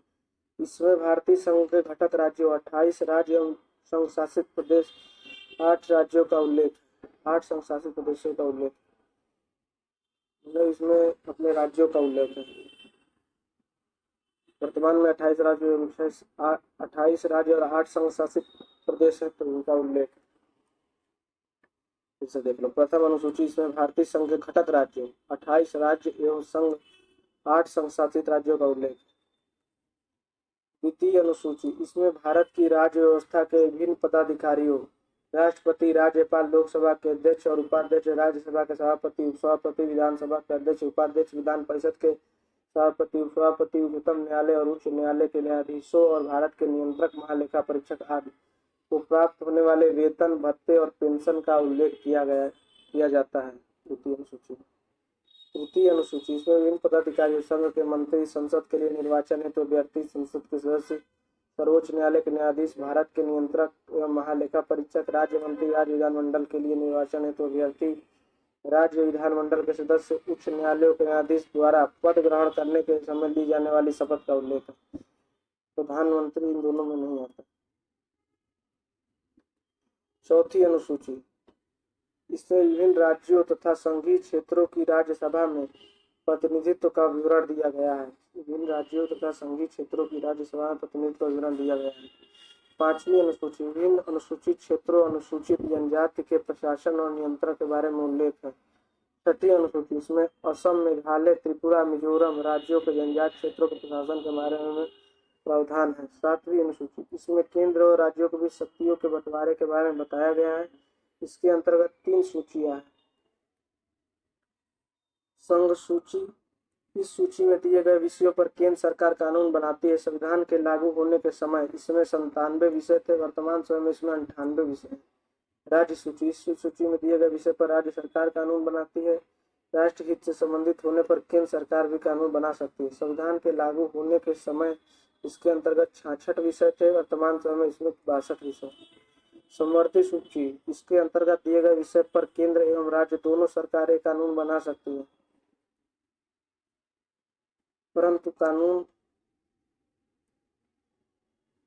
परंतु कानून के विषय समाप्त होने पर केंद्र सरकार द्वारा बनाया गया कानून ही मान्य होता है। परंतु कानून के विषय समान होने पर केंद्र सरकार द्वारा बनाया गया कानून ही मान्य होता है। राज्य सरकार द्वारा बनाया गया कानून केंद्र सरकार के कानून बनाने के साथ ही समाप्त हो जाता है। संविधान के लागू होने के समय समवर्ती सूची में 47 विषय थे। वर्तमान समय में इसमें 52 विषय। 8वीं अनुसूची। संविधान की 8वीं अनुसूची में संविधान द्वारा मान्यता प्राप्त 22 प्रादेशिक भाषाओं का उल्लेख है। इस सूची में मूल रूप से 14 भाषाओं को स्थान दिया गया था, परंतु 8 अन्य भाषाओं को बाद में इस सूची में जोड़ा गया। इस सूची में सिंधी भाषा को वर्ष 1967 के संविधान के 21वें संशोधन अधिनियम और कोंकणी, मणिपुरी और नेपाली भाषा को 1992 के 71वें संविधान संशोधन, जबकि बोडो, डोंगरी, मैथिली और संथाली भाषा को वर्ष 2003 में संविधान के 92वें संविधान संशोधन से सूची में जोड़ा गया। 9वीं अनुसूची। संविधान में यह अनुसूची प्रथम संविधान संशोधन अधिनियम 1951 के द्वारा जोड़ी गई। इसके अंतर्गत राज्य द्वारा संपत्ति के अधिग्रहण की विधियों का उल्लेख किया गया है। इन अनुसूची में सम्मिलित विषयों को न्यायालय में चुनौती नहीं दी जा सकती है। वर्तमान में इस अनुसूची में 284 अधिनियम है। 10वीं अनुसूची। यह संविधान में 52वें संविधान संशोधन 1985 के द्वारा जोड़ी गई है। इसमें दल बदल से संबंधित प्रावधानों का उल्लेख है। 11वीं अनुसूची। यह अनुसूची संविधान में 73वें संविधान संशोधन 1993 के द्वारा जोड़ी गई है। इसमें पंचायती राज संस्थाओं को कार्य करने के लिए 29 विषय प्रदान किए गए हैं। 12वीं अनुसूची। यह अनुसूची 74वें संविधान संशोधन 1993 के द्वारा जोड़ी गई है। इसमें शहरी क्षेत्र की स्थानीय स्वशासन संस्थाओं को कार्य करने के लिए 18 विषय प्रदान किए गए हैं। अध्याय 6। संघ और उसका राज्य क्षेत्र। संविधान का भाग 1 अनुच्छेद 1 से 4 और उसके राज्य क्षेत्र के संघ और उसके राज्य क्षेत्र के बारे में बात करता है। संबंधित अनुच्छेद। अनुच्छेद 1 संघ का नाम और राज्य क्षेत्र। अनुच्छेद 2 नए राज्यों का प्रवेश व स्थापना। अनुच्छेद 3 नए राज्यों का निर्माण और वर्तमान राज्यों के क्षेत्रों, सीमाओं और नामों में परिवर्तन। अनुच्छेद 4 पहली अनुसूची और चौथी अनुसूची के संशोधन तथा अनुपूरक और परिणामिक विषयों का उपबंध करने के लिए अनुच्छेद 2 और अनुच्छेद 3 के अधीन बनाई गई विधियां। फिर अनुच्छेद 4 पहली अनुसूची और चौथी अनुसूची के संशोधन, अनुपूरक और परिणामिक विषयों का उपबंध करने के लिए अनुच्छेद 2 और अनुच्छेद 3 के अधीन बनाई गई विधियां। नए राज्यों के निर्माण की विधि। अनुच्छेद 1 में कहा गया कि इंडिया यानी भारत बजाय राज्यों के समूह के राज्यों का संघ होगा। अनुच्छेद 1 के अनुसार भारतीय क्षेत्र को 3 श्रेणियों में वर्गीकृत किया जा सकता है। राज्यों के क्षेत्र, संघ क्षेत्र, तीसरा ऐसे क्षेत्र जिन्हें किसी भी समय भारत सरकार के द्वारा अधिग्रहित किया जा सकता है। नोट: भारत के संघ में केवल भारतीय राज्य शामिल हैं, जबकि भारत के क्षेत्र में केंद्र शासित प्रदेश और भारत सरकार द्वारा अधिग्रहित की जा सकने वाली क्षेत्र भी शामिल हैं। संविधान का अनुच्छेद 2 यह दर्शाता है कि संसद को संघ में नए राज्यों के प्रवेश या स्थापना करने के लिए विधि बनाने का अधिकार देता है। ऐसे विदेशी राज्य क्षेत्र जो संविधान के अनुच्छेद 1(3) ग के तहत अर्जित किए जाने के बाद भारत के राज्य क्षेत्र का अंग बन जाते हैं, उन्हें अनुच्छेद 2 के तहत विधि बनाकर संघ में शामिल किया जा सकता है या उन्हें नए राज्यों के रूप में स्थापित किया जा सकता है। ऐसा करते समय संसद अनुच्छेद 2 के तहत ऐसे निबंधन और शर्तें भी लगा सकती है जो वह उचित समझे। अनुच्छेद 3 के अनुसार संसद साधारण बहुमत से किसी नए राज्य का गठन तथा किसी वर्तमान राज्य के क्षेत्र, सीमा या नाम में परिवर्तन कर सकती है। किसी राज्य में से उसका राज्य क्षेत्र अलग करके अथवा 2 या 2 से अधिक राज्यों को या राज्यों के भागों को मिलाकर अथवा किसी राज्य क्षेत्र को किसी राज्य क्षेत्र के भाग के साथ मिलाकर नए राज्य का निर्माण कर सकेगी। किसी राज्य को क्षेत्र बढ़ा सकेगी, किसी राज्य का क्षेत्र घटा सकेगी, किसी राज्य की सीमा में परिवर्तन कर सकेगी, किसी राज्य के नाम में परिवर्तन कर सकेगी। इस संदर्भ में संविधान की शामिल शर्तें। किसी राज्य के निर्माण में वर्तमान राज्यों की सीमा में परिवर्तन के लिए कोई भी विधेयक बिना राष्ट्रपति की सिफारिश के संसद के किसी भी सदन में प्रस्तुत नहीं किया जा सकता है। यदि विधेयक द्वारा किसी राज्य के क्षेत्र, सीमा और नाम में परिवर्तन प्रस्तावित है तो राष्ट्रपति उक्त राज्य के विधानमंडल को विचारार्थ भेजेगा, किंतु राष्ट्रपति या संसद विधानमंडल की राय से आबद्ध नहीं होंगे। राष्ट्रपति या संसद विधानमंडल की राय से आबद्ध नहीं होगी। यदि विधानमंडल नियत अवधि में अपनी राय नहीं देता तो भी विधेयक संसद में प्रस्तुत किया जा सकता है। राज्य विधानमंडल को राष्ट्रपति द्वारा निर्धारित समय के भीतर अपने विचार को व्यक्त करते हुए विधेयक को वापस कर देना चाहिए। यदि राज्य विधानमंडल जिसको कि विधेयक भेजा गया है इस प्रकार निर्धारित या बढ़ी हुई अवधि के भीतर विधेयक पर अपने विचार व्यक्त नहीं करता है तो राष्ट्रपति विधेयक को संसद में प्रस्तुत करवा सकता है। यदि निर्धारित या बढ़ी हुई अवधि के अंदर राज्य विधानमंडल अपना विचार व्यक्त कर देता है तब भी राष्ट्रपति राज्य विधानमंडल का परामर्श मानने के लिए बाध्य नहीं है। राष्ट्रपति यानी संसद, तब भी राष्ट्रपति या संसद। संविधान का अनुच्छेद 4 घोषित करता है कि अनुच्छेद 2 और अनुच्छेद 3 के अंतर्गत किए कोई भी परिवर्तन संविधान के अनुच्छेद 368 के तहत संशोधन नहीं माने जाएंगे। इस प्रकार इस संदर्भ में कोई भी कानून एक सामान्य बहुमत और साधारण विधायी प्रक्रिया के माध्यम से पारित किया जा सकता है। भाग 7 नागरिकता। भारतीय संविधान का भाग 2 भाग 5 से 11 तक नागरिकता के बारे में है। भारत में ब्रिटेन के समान एकल नागरिकता का प्रावधान किया गया है। अमेरिका में दोहरी नागरिकता है।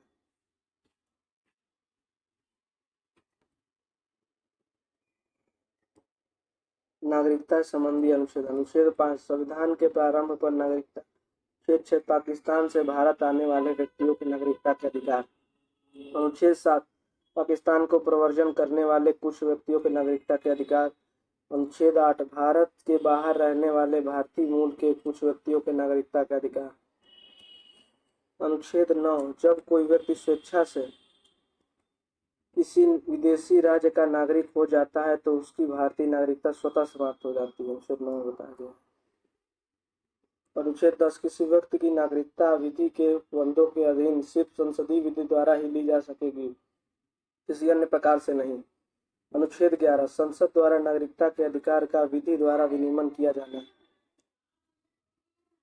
नागरिकता प्राप्ति के अधिकार। संविधान के भाग 2 में अनुच्छेद 5 से 11 तक नागरिकता संबंधी उपबंध किए गए हैं। इस संबंध में भारतीय नागरिकता अधिनियम 1955 लागू किया गया है।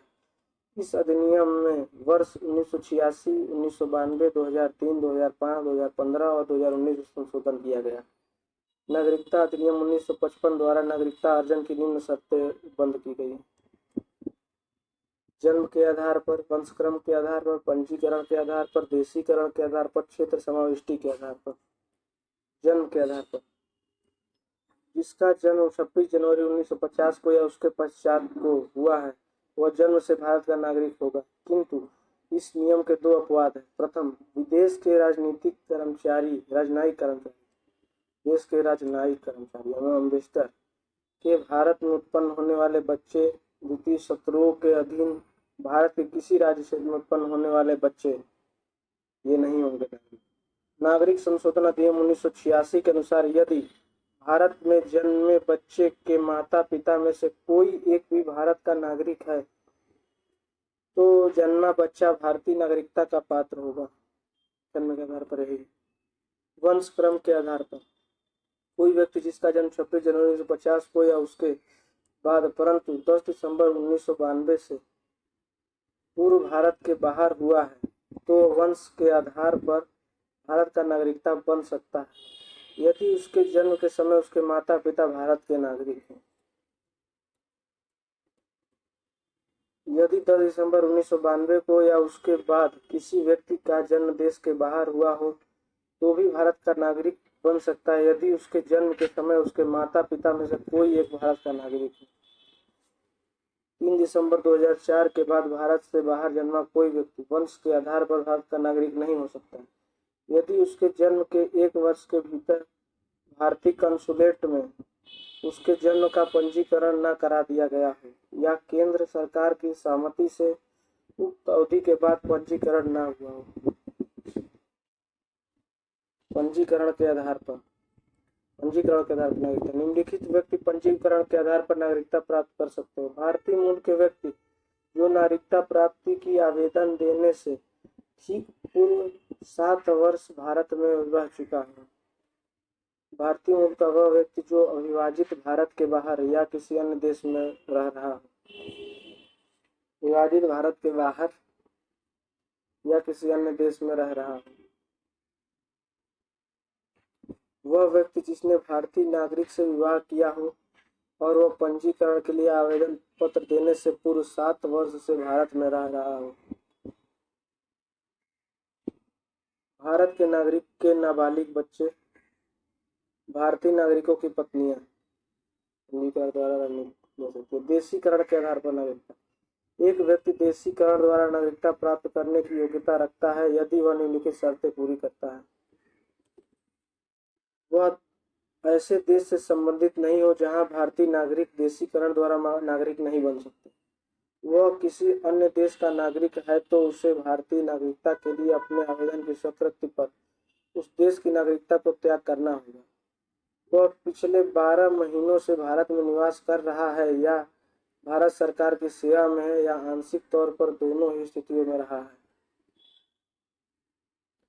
उक्त 12 महीनों की अवधि से एकदम पहले के 14 वर्ष में वह कम से कम 11 वर्ष भारत में है या भारत सरकार की सेवा में रहा है या आंशिक तौर पर दोनों ही स्थितियों में रहा है। वह अच्छे चरित्र का है। वह संविधान की 8वीं अनुसूची में निर्दिष्ट भाषाओं में से किसी एक का पर्याप्त ज्ञान रखता है। वह देशीकरण द्वारा नागरिकता प्राप्त करने के बाद भारत में रहने या भारत की सरकार की सेवा में रहने का इरादा रखता है। यह किसी ऐसे अंतर्राष्ट्रीय संगठन में काम करने का इरादा रखता है जिसकी सदस्यता भारत के पास है। क्षेत्र समाविष्टि के आधार पर। क्षेत्र समाविष्टि के आधार पर यदि कोई भूभाग भारत के क्षेत्र में शामिल होता है तो भारत सरकार अपने राजपत्र में अधिसूचित आदेश के माध्यम से घोषणा कर सकती है कि उस भूभाग से संबंधित कौन से व्यक्ति भारत के नागरिक होंगे तथा उन्हें किस तिथि से भारत का नागरिकता माना जाएगा। नागरिकता की समाप्ति के आधार। निम्नलिखित आधारों पर किसी व्यक्ति की भारतीय नागरिकता समाप्त हो सकती है। नागरिकता का परित्याग अगर कर दे, दूसरे देश की नागरिकता अगर स्वीकार कर ले, नागरिकता से वंचित किया जाना, वंचित कर देगा सरकार। नागरिकता संशोधन अधिनियम 2019। हाल ही में संसद ने नागरिकता अधिनियम 1955 में संशोधन किया। उपरोक्त बिल 9 दिसंबर 2019 को लोकसभा में 11 दिसंबर 2019 को राज्यसभा से पारित हुआ। राष्ट्रपति ने 12 दिसंबर 2019 को इस पर अपनी स्वीकृति प्रदान की तथा अधिनियम के प्रावधान 10 जनवरी 2020 में लागू हुआ।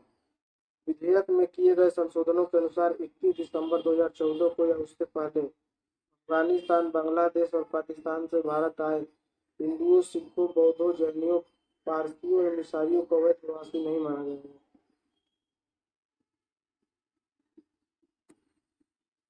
केंद्र सरकार इन प्रवासियों को उपरोक्त लाभ प्रदान करने के लिए केंद्र सरकार को विदेशी अधिनियम 1946 और पासपोर्ट भारत में प्रवेश अधिनियम 1920 में भी छूट प्रदान करनी होगी। 1946-1920 के अधिनियम केंद्र सरकार को भारत में विदेशियों के प्रवेश, निकास और निवास को नियंत्रित करने की शक्ति प्रदान करते हैं। पंजीकरण या देशीकरण द्वारा नागरिकता।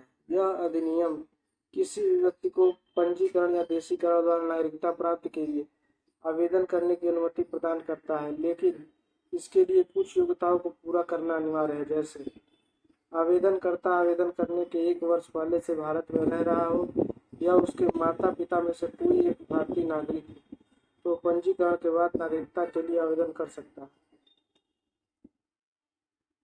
स्वाभाविक रूप से नागरिकता प्राप्त करने की योग्यता में से यह है कि व्यक्ति आवेदन करने से पहले एक निश्चित समय अवधि से भारत में रह रहा हो या केंद्र सरकार में नौकरी कर रहा हो और कम से कम 11 वर्ष का समय उसने भारत में बिताया। इस योजना के संबंध में विधेयक में अफगानिस्तान, बांग्लादेश और पाकिस्तान के हिंदुओं, सिखों, बौद्धों, जैनियों, पारसियों और ईसाइयों के लिए प्रावधान है। व्यक्तियों के समूहों के लिए 11 साल की अवधि को घटाकर 5 साल कर दिया जाएगा। नागरिकता प्राप्त करने पर एक ऐसे व्यक्ति को भारत में उनके प्रवेश की तारीख से भारत का नागरिक माना जाएगा। 2 ऐसे व्यक्ति को भारत में उनके प्रवेश की तारीख से भारत का नागरिक माना जाएगा। उनके खिलाफ अवैध प्रवास या नागरिकता के संबंध में कानूनी कार्रवाई बंद कर दी जाएंगी। अधिनियम में यह प्रावधान है कि केंद्र सरकार कुछ आधारों पर ओसीआई के पंजीकरण को रद्द कर सकती है। इसमें शामिल है यदि ओसीआई ने धोखाधड़ी द्वारा पंजीकरण करवाया है, ओवरसीज का फुल फॉर्म होता है ओसीआई का ओवरसीज सिटीजन ऑफ इंडिया,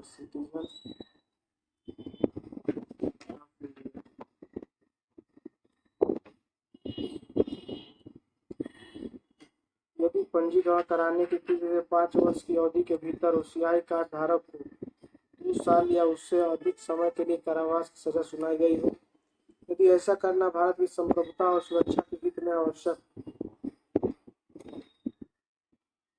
विधेयक पंजीकरण को रद्द करने के लिए एक और आधार जोड़ता है। इस नए आधार के अनुसार ओसीआई ने केंद्र सरकार द्वारा अधिसूचित, अधिनियमित या किसी अन्य कानून के प्रावधानों का उल्लंघन किया है तो कार्ड धारक को सुनवाई का अवसर दिए बिना ओसीआई रद्द करने के आदेश नहीं दिया जाएगा।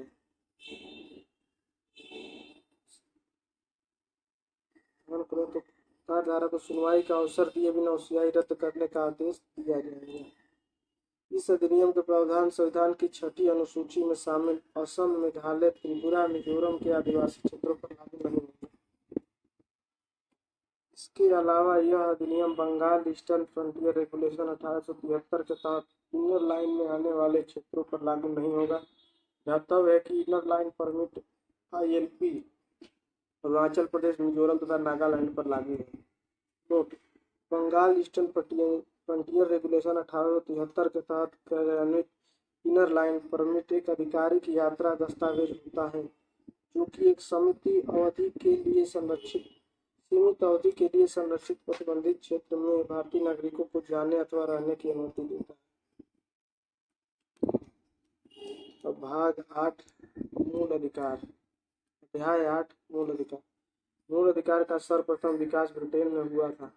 ब्रिटिश सम्राट जॉन द्वारा 1215 ईस्वी में हस्तांतरित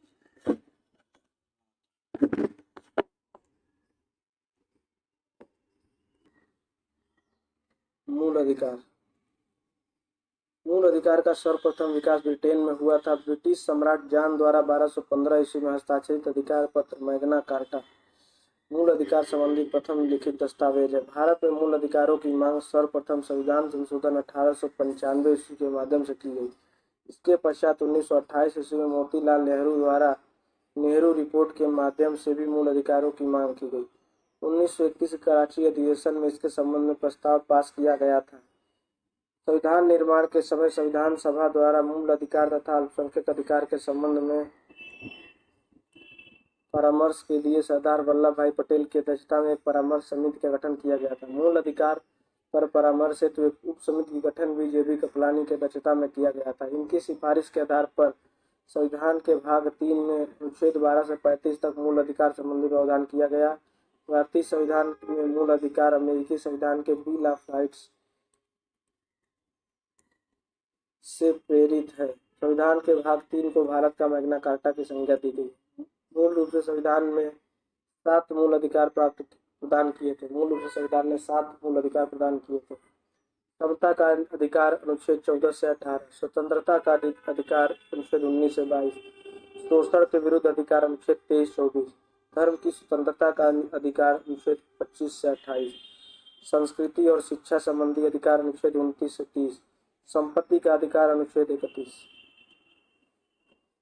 वैधानिक उपचारों का अधिकार अनुच्छेद 32। नोट: संपत्ति के अधिकार को 44वें संविधान संशोधन अधिनियम 1978 द्वारा मूल अधिकारों की सूची से हटा दिया गया है। इससे संविधान के भाग 12 में 300 क के तहत कानूनी अधिकार बना दिया गया है। इस तरह वर्तमान में 6 मूल अधिकार हैं। केवल भारतीय नागरिकों को प्राप्त मूल अधिकार। अनुच्छेद 15 धर्म, मूल वंश, जाति, लिंग या जन्म स्थान के आधार पर विभेद प्रतिषेध है। धर्म 5 चीजें हैं: धर्म, मूल वंश, जाति, लिंग या जन्म स्थान के आधार पर विभेद प्रतिषेध। अनुच्छेद 16 लोक नियोजन के विषय में अवसर की समानता। अनुच्छेद 19 वाक स्वतंत्रता आदि विषय कुछ अधिकारों का संरक्षण। वाक स्वतंत्रता आदि विषय कुछ अधिकारों का संरक्षण। अनुच्छेद 29 अल्पसंख्यक वर्गों के हितों का संरक्षण। अनुच्छेद 30 शिक्षा संस्थाओं की स्थापना और प्रशासन करने का अल्पसंख्यक वर्गों का अधिकार। शिक्षा संस्थानों की स्थापना और उनको प्रशासन करने का अल्पसंख्यक वर्गों का अधिकार, यानी 15, 16, 19, 29, 30 ये आपके भारतीय नागरिकों को प्राप्त है। और भारतीय नागरिकों एवं विदेशियों को प्राप्त मौलिक अधिकार। अनुच्छेद 14 विधि के समक्ष समता, यानी सब समान है। अनुच्छेद 20 अपराधों के लिए दोष सिद्धि के संबंध में संरक्षण। अनुच्छेद 21 प्राण एवं दैहिक स्वतंत्रता का संरक्षण। अनुच्छेद 21 का प्रारंभिक शिक्षा का अधिकार, यानी राइट टू एजुकेशन। अनुच्छेद 22 कुछ दशाओं में गिरफ्तारी और निरोध में संरक्षण। अनुच्छेद 23 मानव दुर्व्यापार एवं बलात्श्रम का प्रतिषेध। अनुच्छेद 24 शोषण के विरुद्ध अधिकार। अनुच्छेद 25 अंतःकरण की और धर्म की अबाध रूप से मानने, आचरण और प्रसार करने की स्वतंत्रता। अनुच्छेद 26 धार्मिक कार्यों के प्रबंधन की स्वतंत्रता। अनुच्छेद 27 किसी विशिष्ट धर्म की अभिवृद्धि के लिए करों के संदाय के बारे में स्वतंत्रता। अनुच्छेद 28 कुछ शिक्षण संस्थानों में धार्मिक शिक्षा या धार्मिक उपासना में उपस्थित होने के बारे में स्वतंत्रता। इसमें कौन से थे? 14 है, 20 है, 21 है, 22 है, 23 है, 24 है, 25 है, 26 है, 25, 26, 27, 28 यहाँ तक है। अनुच्छेद 12 के अनुसार राज्य शब्द में निम्नलिखित शामिल है: केंद्र सरकार और भारत की संसद, राज्यों की सरकारें और राज्य विधानमंडल, सभी स्थानीय प्राधिकरण, वैधानिक या गैर संवैधानिक प्राधिकरण जैसे LIC, ONGC, सेल आदि। अनुच्छेद 12 में राज्य शब्द की परिभाषा बताया कि राज्य में कौन कौन से शामिल है। अनुच्छेद 13 मूल अधिकारों। अनुच्छेद 13 मूल अधिकारों से असंगत या उनका अल्पीकरण करने वाली विधियां शून्य होंगी। मूल अधिकारों से असंगत या उनका अल्पीकरण करने वाली विधियां शून्य होंगी। इसका आशय न्यायिक समीक्षा से। उच्चतम न्यायालय अनुच्छेद 32 और उच्च न्यायालय अनुच्छेद 226 को यह शक्ति प्राप्त है कि किसी विधि के द्वारा मूल अधिकारों का उल्लंघन होने पर उसे गैर संवैधानिक या अवैध घोषित कर सकते हैं। अनुच्छेद 14 से समता का अधिकार। समता का अधिकार अनुच्छेद 14 से 18। अनुच्छेद 14 विधि के समक्ष समता और विधियों का समान संरक्षण। विधि के समक्ष समता और विधियों का समान संरक्षण। भारत के राज्य क्षेत्र में किसी व्यक्ति को विधि के समक्ष समता से या विधियों के समान संरक्षण से वंचित नहीं किया जा सकता है। यह अधिनियम भारतीय नागरिकों और विदेशियों सभी पर लागू होता है। विधि के समक्ष समता से आशय है किसी भी व्यक्ति के पक्ष में विशिष्ट विशेषाधिकारों की अनुपस्थिति और साधारण विधि के तहत सभी व्यक्तियों के लिए समान व्यवहार, अर्थात कोई भी व्यक्ति विधि के ऊपर नहीं है। विधियों के समान संरक्षण से आशय है कि समान परिस्थिति वाले व्यक्तियों को समान विधियों के अधीन रखना और इसे समान रूप से लागू करना। अतः राज्य द्वारा जो भी विधियां बनाई जाए उसमें बिना किसी भेदभाव के सभी को समान संरक्षण देने का उपबंध होना चाहिए।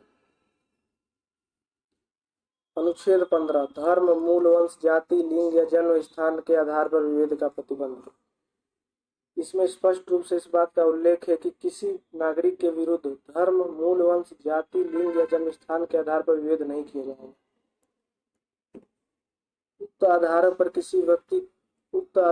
किसी व्यक्ति को दुकानों, सार्वजनिक भोजनालयों, सार्वजनिक मनोरंजन के स्थानों में प्रवेश करने तथा पूर्णतः या अंशतः राजनिधि से पोषित या जन सामान्य के प्रयोग के लिए समर्पित कुओं, तालाबों, स्नान घाटों आदि का प्रयोग करने से मना नहीं किया जा सकता है। हालांकि राज्य को इस बात की अनुमति है कि वह समाज के वंचित वर्गों एवं महिलाओं के उत्थान हेतु सकारात्मक विभेद कर सकता है। अनुच्छेद 16 लोक नियोजन के विषय में अवसर का समानता। अनुच्छेद 16(1) राज्य के अधीन किसी पद पर नियोजन या नियुक्ति से संबंधित विषयों में सभी नागरिकों के लिए अवसर की समानता होगी। अनुच्छेद 16(2) राज्य के अधीन किसी नियोजन या पद के संबंध में धर्म, मूल, वंश, जाति, लिंग, जन्म स्थान या निवास या इनमें से किसी के आधार पर न तो कोई नागरिक अपात्र होगा न उससे विभेद किया जाएगा। अनुच्छेद 16(3) इस अनुच्छेद के तहत राज्य नौकरियों में निवास के आधार पर विभेद कर सकता है, अर्थात कुछ रोजगार किसी क्षेत्र के निवासियों के लिए आरक्षित कर सकता है, राज्य नियुक्ति के लिए आरक्षण की व्यवस्था कर सकता है। राजनीति के लिए आरक्षण व्यवस्था कर सकता है। अनुच्छेद 16(4) इस अनुच्छेद की कोई बात राज्य को पिछड़े हुए नागरिकों के किसी वर्ग के पक्ष में जिनका प्रतिनिधित्व राज्य की राय में राज्य के अधीन सेवाओं में पर्याप्त नहीं है, नियुक्ति या पदों के आरक्षण के लिए उपबंध करने से नहीं रोकेगी। अनुच्छेद 16(4) का इस अनुच्छेद की कोई बात राज्य को अनुसूचित जाति और अनुसूचित जनजातियों के पक्ष में जिनका प्रतिनिधित्व राज्य की राय में राज्य के अधीन सेवाओं में पर्याप्त नहीं है, राज्य के अधीन सेवाओं में किसी वर्ग या वर्ग के पदों पर परिणामी ज्येष्ठता सहित प्रोन्नति के मामलों में आरक्षण के लिए उपबंध करने से निवारित नहीं करेगी।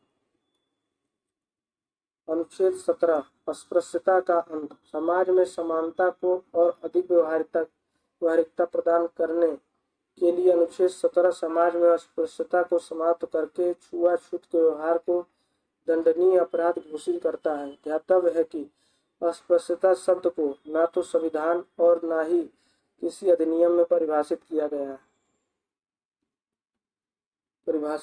अनुच्छेद 18 उपाधियों का अंत इस अनुच्छेद के माध्यम से उपाधियों का अंत किया गया।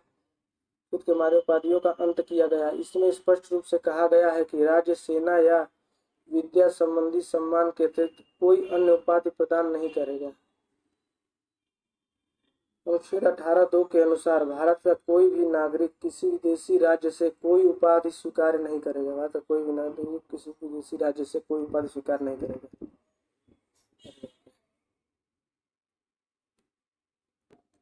तो उपाधियों का अंत हो गया आपका उपाधियों का अंत। इस अनुच्छेद के माध्यम से उपाधियों का अंत किया गया। इसमें स्पष्ट रूप से कहा है कि राज्य सेना या विद्या संबंधी सम्मान के अतिरिक्त कोई अन्य उपाधि प्रदान नहीं करेगा। अनुच्छेद 18(2) के अनुसार भारत का कोई भी नागरिक किसी विदेशी राज्य से कोई उपाधि स्वीकार नहीं करेगा। तो बता दिए। अब स्वतंत्रता का अधिकार अनुच्छेद 19 से 22। अनुच्छेद 19 वाक व स्वतंत्रता आदि विषय कुछ अधिकारों का संरक्षण। मूलतः अनुच्छेद 19 में 7 मूल अधिकार थे, परंतु संपत्ति के क्रय, अधिग्रहण और विक्रय के अधिकार को 44वें संविधान संशोधन अधिनियम 1978 के माध्यम से समाप्त कर दिया गया। अतः वर्तमान में इसमें 6 मूल अधिकार शेष हैं जो निम्नलिखित हैं। वाक एवं अभिव्यक्ति की स्वतंत्रता। उच्च न्यायालय ने वाक एवं अभिव्यक्ति की स्वतंत्रता में निम्नलिखित को सम्मिलित किया है: अपने या किसी अन्य के विचार को प्रसारित करने का अधिकार, प्रेस की स्वतंत्रता, व्यवसायिक विज्ञापन की स्वतंत्रता, फोन टैपिंग के विरुद्ध अधिकार, प्रसारण करने का अधिकार, किसी राजनीतिक दल या संगठन के द्वारा आयोजित बंद के विरुद्ध अधिकार, राजनीतिक दल या संगठन के द्वारा आयोजित बंद के विरुद्ध अधिकार, सरकारी गतिविधियों को सूचना का अधिकार,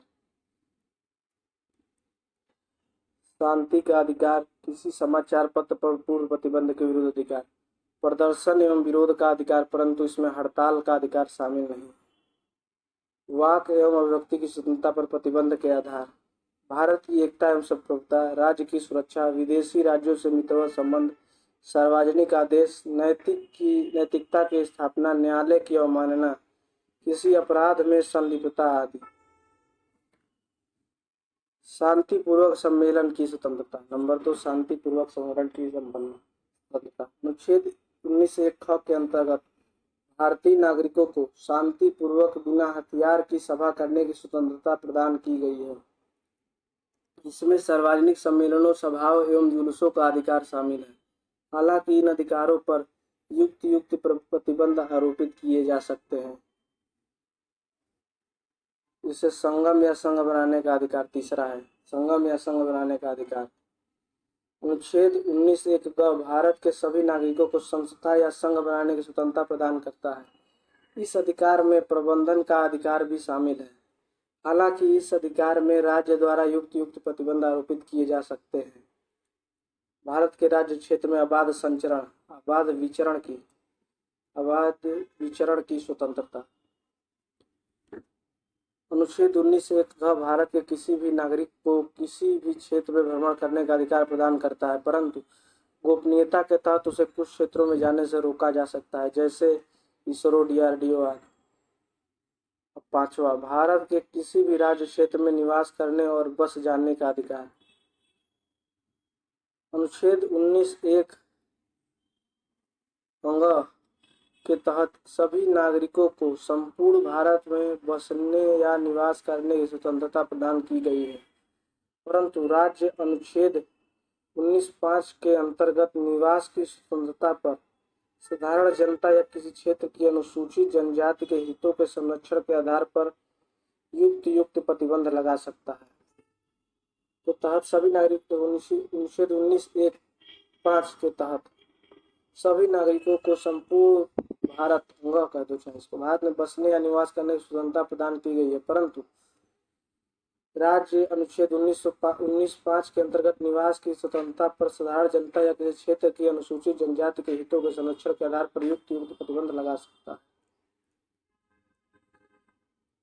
ये था 19(6) संपत्ति का अधिकार। संविधान के 44वें संशोधन अधिनियम 1978 के माध्यम से संपत्ति के अधिकार को मूल अधिकारों की सूची से हटा दिया गया। इसी संशोधन के माध्यम से संविधान में अनुच्छेद 300 क को अंततः स्थापित किया गया तथा उसमें संपत्ति के अधिकार को विधिक अधिकार या कानूनी अधिकार दर्जा दिया गया। अब 7वां, कोई वृत्ति, उपजीविका, व्यापार या कारोबार करने का अधिकार। वृत्ति, उपजीविका, व्यापार या कारोबार करने का अधिकार 19(1) के F में है। 19(1) के G में अनुच्छेद 19(1) G भारत के प्रत्येक नागरिकों को उसकी इच्छा के अनुसार व्यवसाय आदि करने की स्वतंत्रता प्रदान करता है। यहाँ व्यवसाय से संदर्भ वैध व्यवसाय से है, न कि अवैध व्यवसाय से। इस मूल अधिकार पर युक्त प्रतिबंध आरोपित किए गए हैं, जैसे राज्य को अधिकार है कि वह विशेष प्रकार के व्यवसायों के लिए तकनीकी ज्ञान या प्रशिक्षण की अर्हता निश्चित कर सकता है। अनुच्छेद 19 का निलंबन। अनुच्छेद 19 का निलंबन। स्वतंत्रता का अधिकार सामान्यतः 2 स्थितियों में निलंबित हो सकता है। जब अनुच्छेद 352 के अधीन आपातकालीन की घोषणा की जाती है तो अनुच्छेद 358 के अनुसार अनुच्छेद 19 स्वतः निलंबित हो जाता है। 44वें संविधान संशोधन अधिनियम 1978 के माध्यम से प्रावधान किया गया कि अनुच्छेद 19(1) में उल्लिखित स्वतंत्रताओं को सिर्फ तभी निलंबित किया जा सकेगा जब आपातकाल की उद्घोषणा युद्ध अथवा बाह्य आक्रमण के कारण हुई है। अनुच्छेद 19 उन मामलों में भी लागू नहीं होता है जिनका संबंध अनुच्छेद 31 का 31 क और 31 ग से है। अनुच्छेद 19 उन मामलों में लागू नहीं होता जिनका संबंध अनुच्छेद 31 का 31 क 31 ग से है। 31 ग मैंने पता। अनुच्छेद 31 क 31 ख को संविधान के प्रथम संशोधन के माध्यम से, जबकि अनुच्छेद 31 ग को संविधान के 25वें संविधान संशोधन के माध्यम से जोड़ा गया था। अनुच्छेद 31 का 31 ग को संविधान के प्रथम संशोधन के माध्यम से, जबकि अनुच्छेद 31 ग को संविधान के 25वें संविधान संशोधन के माध्यम से जोड़ा गया था। अनुच्छेद 31 क इसके अनुसार यदि कोई विधि भूमि सुधार या सामाजिक न्याय से संबंधित कुछ अन्य विषयों के लिए बनाई गई है तो उसे अनुच्छेद 14 या अनुच्छेद 19 के उल्लंघन के आधार पर न्यायालय में चुनौती नहीं दी जा सकेगी। अनुच्छेद 31 ख इसके तहत प्रावधान किया गया है कि यदि कोई विधि 9वीं अनुसूची में शामिल कर दी गई है तो उसे किसी मूल अधिकार के उल्लंघन के आधार पर अवैध घोषित नहीं किया जा सकेगा। ध्यातव्य है कि केशवानंद भारती बनाम केरल राज्य मामले की निर्णय की तारीख 24 अप्रैल 1973 के बाद से यदि संसद किसी कानून को 9वीं अनुसूची में शामिल करके न्यायिक पुनरावलोकन से मुक्त करना चाहे तो भी ऐसा नहीं कर सकती है, क्योंकि उच्चतम न्यायालय ने इस मामले में न्यायिक पुनरावलोकन को संविधान के आधारभूत ढांचे का भाग मान लिया है। अनुच्छेद 31 ग इसके तहत प्रावधान किया गया कि यदि कोई विधि संविधान के अनुच्छेद 39 ख 39 क में दिए गए नीति निर्देशक तत्वों का उपलब्ध करने के लिए बनाई जाती है। नीति निर्देशक तत्वों का मतलब अनुच्छेद 39 का 39 ग के दिए गए नीति तत्वों का उल्लंघन करने के लिए अगर बनाई जाती है कोई विधि, तो इस आधार पर शून्य घोषित नहीं किया जा सकेगा कि वह संविधान के अनुच्छेद 14, 19 या 31 का उल्लंघन करती है। अनुच्छेद 31 ग में इसके तहत प्रावधान किया गया कि यदि कोई विधि संविधान के अनुच्छेद 39 ख या 39 ग में दिए गए नीति से तत्वों का उल्लंघन करने के लिए बनाई जाती है। उल्लंघन नहीं, का समर्थन को उपलब्ध करने के लिए बनाई जाती है। पर फिर से देखो 31 वो कंफ्यूजन हो गया है। अनुच्छेद 31 इसके तहत प्रावधान किया गया कि यदि कोई विधि संविधान के अनुच्छेद 39 का या 39 में दिए गए डीपीएसपी निर्देशित तत्वों को उपलब्ध करने के लिए बनाई जाती है तो उसे इस आधार पर शून्य घोषित नहीं किया जा सकेगा कि वह संविधान के अनुच्छेद 14, 19 या 31 का उल्लंघन करती है। अनुच्छेद 20 अपराधों के लिए दोष सिद्धि के संबंध में संरक्षण। अनुच्छेद 20 प्रावधान करता है कि राज्य किसी व्यक्ति को मनमाने तरीके से दंडित ना कर सके। इसके लिए 3 प्रकार का संरक्षण प्रदान किया गया है। अनुच्छेद 20(1) कार्योत्तर विधियों से संरक्षण। कार्योत्तर विधियों से इसका अर्थ है कि कोई कार्य अपराध है या नहीं, यह कार्य करने के समय लागू अवधि के अनुसार ही निर्धारित होगा, बाद में बनाई गई विधि के अनुसार नहीं। इसके तहत प्रावधान किया गया है कि आपराधिक कृत्य करने के समय विधि उक्त कृत्य के लिए जो दंड प्रस्तावित करती है किसी व्यक्ति को उससे अधिक नहीं दिया जा सकेगा। कृत्य के लिए जितना दंड प्रस्तावित करती है किसी भी व्यक्ति को उससे अधिक दंड नहीं दिया जा सकेगा। अनुच्छेद 20(2) दोहरे दंड से संरक्षण। यह अनुच्छेद प्रावधान करता है कि किसी व्यक्ति को एक ही अपराध के लिए एक बार से अधिक अभियोजित और दंडित नहीं किया जाएगा। इससे अधिक बार अभियोजित और दंडित नहीं किया जा सकता। अनुच्छेद 20(3) अपने विरुद्ध गवाही देने से संरक्षण। इसके अंतर्गत प्रावधान किया गया है कि किसी अपराध के लिए अभियुक्त किसी व्यक्ति को स्वयं अपने विरुद्ध साक्षी होने के लिए बाध्य नहीं किया जाएगा। तीनों का 60। अनुच्छेद 20(1) में यह बताया गया है कि कोई भी जो व्यक्ति है उसको उस समय कोई व्यक्ति यदि अपराध करता है तो वह उस समय कानून में लागू विधि के अनुसार ही दंडित किया जाएगा। उसके बाद अगर विधि कोई बनाई जाती है तो उसके अनुसार दंडित नहीं किया जाएगा। अनुच्छेद 20(2) एक ही अपराध के लिए किसी व्यक्ति को एक से अधिक बार दंडित नहीं किया जाएगा।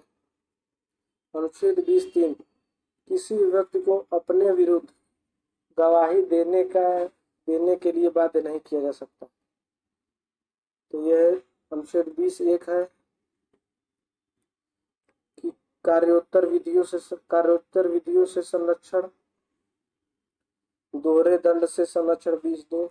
20(3) है अपने विरुद्ध गवाही देने से संरक्षण। अनुच्छेद 21 प्राण और दैहिक स्वतंत्रता का संरक्षण।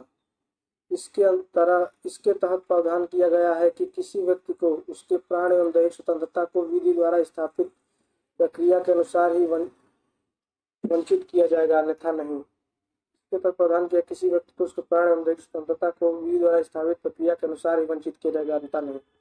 मेनका गांधी बनाम भारत संघ 1978 के मामले में उच्चतम न्यायालय स्पष्ट किया कि न्यायालय व्यक्तियों को प्राण और दैहिक स्वतंत्रता से वंचित करने वाली विधियों की संवैधानिकता पर विचार कर सकता है और यदि वह विधि युक्त नहीं है तो उसे खारिज भी कर सकता है।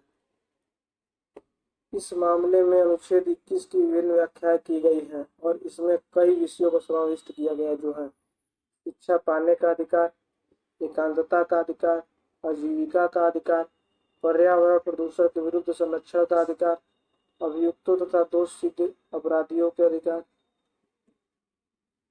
महिलाओं से संबंधित अधिकार, भोजन का अधिकार, आश्रय का अधिकार, स्वास्थ्य का अधिकार तथा चिकित्सा सुविधा पाने का अधिकार, बिजली पाने का अधिकार, सुरक्षित यात्रा का अधिकार, विदेशी यात्रा का अधिकार, नींद का अधिकार या सोने का अधिकार, इंटरनेट तक पहुंच का अधिकार। 44वें संविधान संशोधन अधिनियम 1978 के माध्यम से अनुच्छेद 359 में संशोधन करके यह व्यवस्था की गई कि अनुच्छेद 20 और 21 द्वारा प्रदत्त अधिकारों को राष्ट्रपति के आदेश द्वारा भी निलंबित नहीं किया जा सकेगा। इससे पूर्व प्रावधान था कि राष्ट्रपति अनुच्छेद 359 के अंतर्गत विशेष आदेश निकालकर संविधान के भाग 3 में दिए गए मूल अधिकारों में से जिन्हें उचित समझे न्यायालय से परिवर्तित कराए जाने के अधिकार निलंबित कर सकता है। न्याय से परिवर्तित यानी लागू कराने का अधिकार को निलंबित कर सकता है। अनुच्छेद 22 कुछ दशाओं में गिरफ्तारी और निरोध में संरक्षण। अनुच्छेद 22 में गिरफ्तार किए गए व्यक्तियों के अधिकार एवं स्वतंत्रता से संबंधित प्रावधान है। अनुच्छेद 22 के अंतर्गत 2 प्रकार की गिरफ्तारियों का उल्लेख किया गया है। एक सामान्य दांडिक विधि के अधीन, निवारक निरोध विधि के अधीन। सामान्य दांडिक विधि के अधीन खंड 1 तथा खंड 2। गिरफ्तार किए गए व्यक्ति को उसकी गिरफ्तारी के कारणों को जानने का अधिकार होगा। गिरफ्तार किए गए व्यक्ति को वकील से सलाह लेने तथा अपने बचाव के लिए प्रबंध करने का अधिकार होगा। गिरफ्तार किए गए व्यक्ति को 24 घंटों के भीतर निकट मजिस्ट्रेट के समक्ष प्रस्तुत करना आवश्यक होगा। गिरफ्तारी के स्थान से मजिस्ट्रेट के न्यायालय तक की यात्रा समय को छोड़कर गिरफ्तारी के स्थान से मजिस्ट्रेट के न्यायालय तक की यात्रा समय को छोड़कर मजिस्ट्रेट की अनुमति के बिना किसी भी व्यक्ति को 24 घंटे से ज्यादा समय के लिए गिरफ्तार नहीं रखा जा सकता। अनुच्छेद 22(3) इसमें 2 अपवाद बताए गए हैं जो अनुच्छेद 22(1) और 22(2) के संबंध में है। इनमें से 2 अपवाद बताए गए हैं जो अनुच्छेद 22(1) और 22(2) से संबंध में। इन दोनों अनुच्छेदों के द्वारा प्रदत्त अधिकार निम्नलिखित 2 प्रकार के व्यक्तियों को उपलब्ध नहीं होते। शत्रु देशों के व्यक्तियों को यदि उस समय निवारक निरोध अधिनियम की कोई विधि लागू हो और किसी व्यक्ति को उसकी गिरफ्तार किया गया हो, उसमें गिरफ्तार किया गया हो।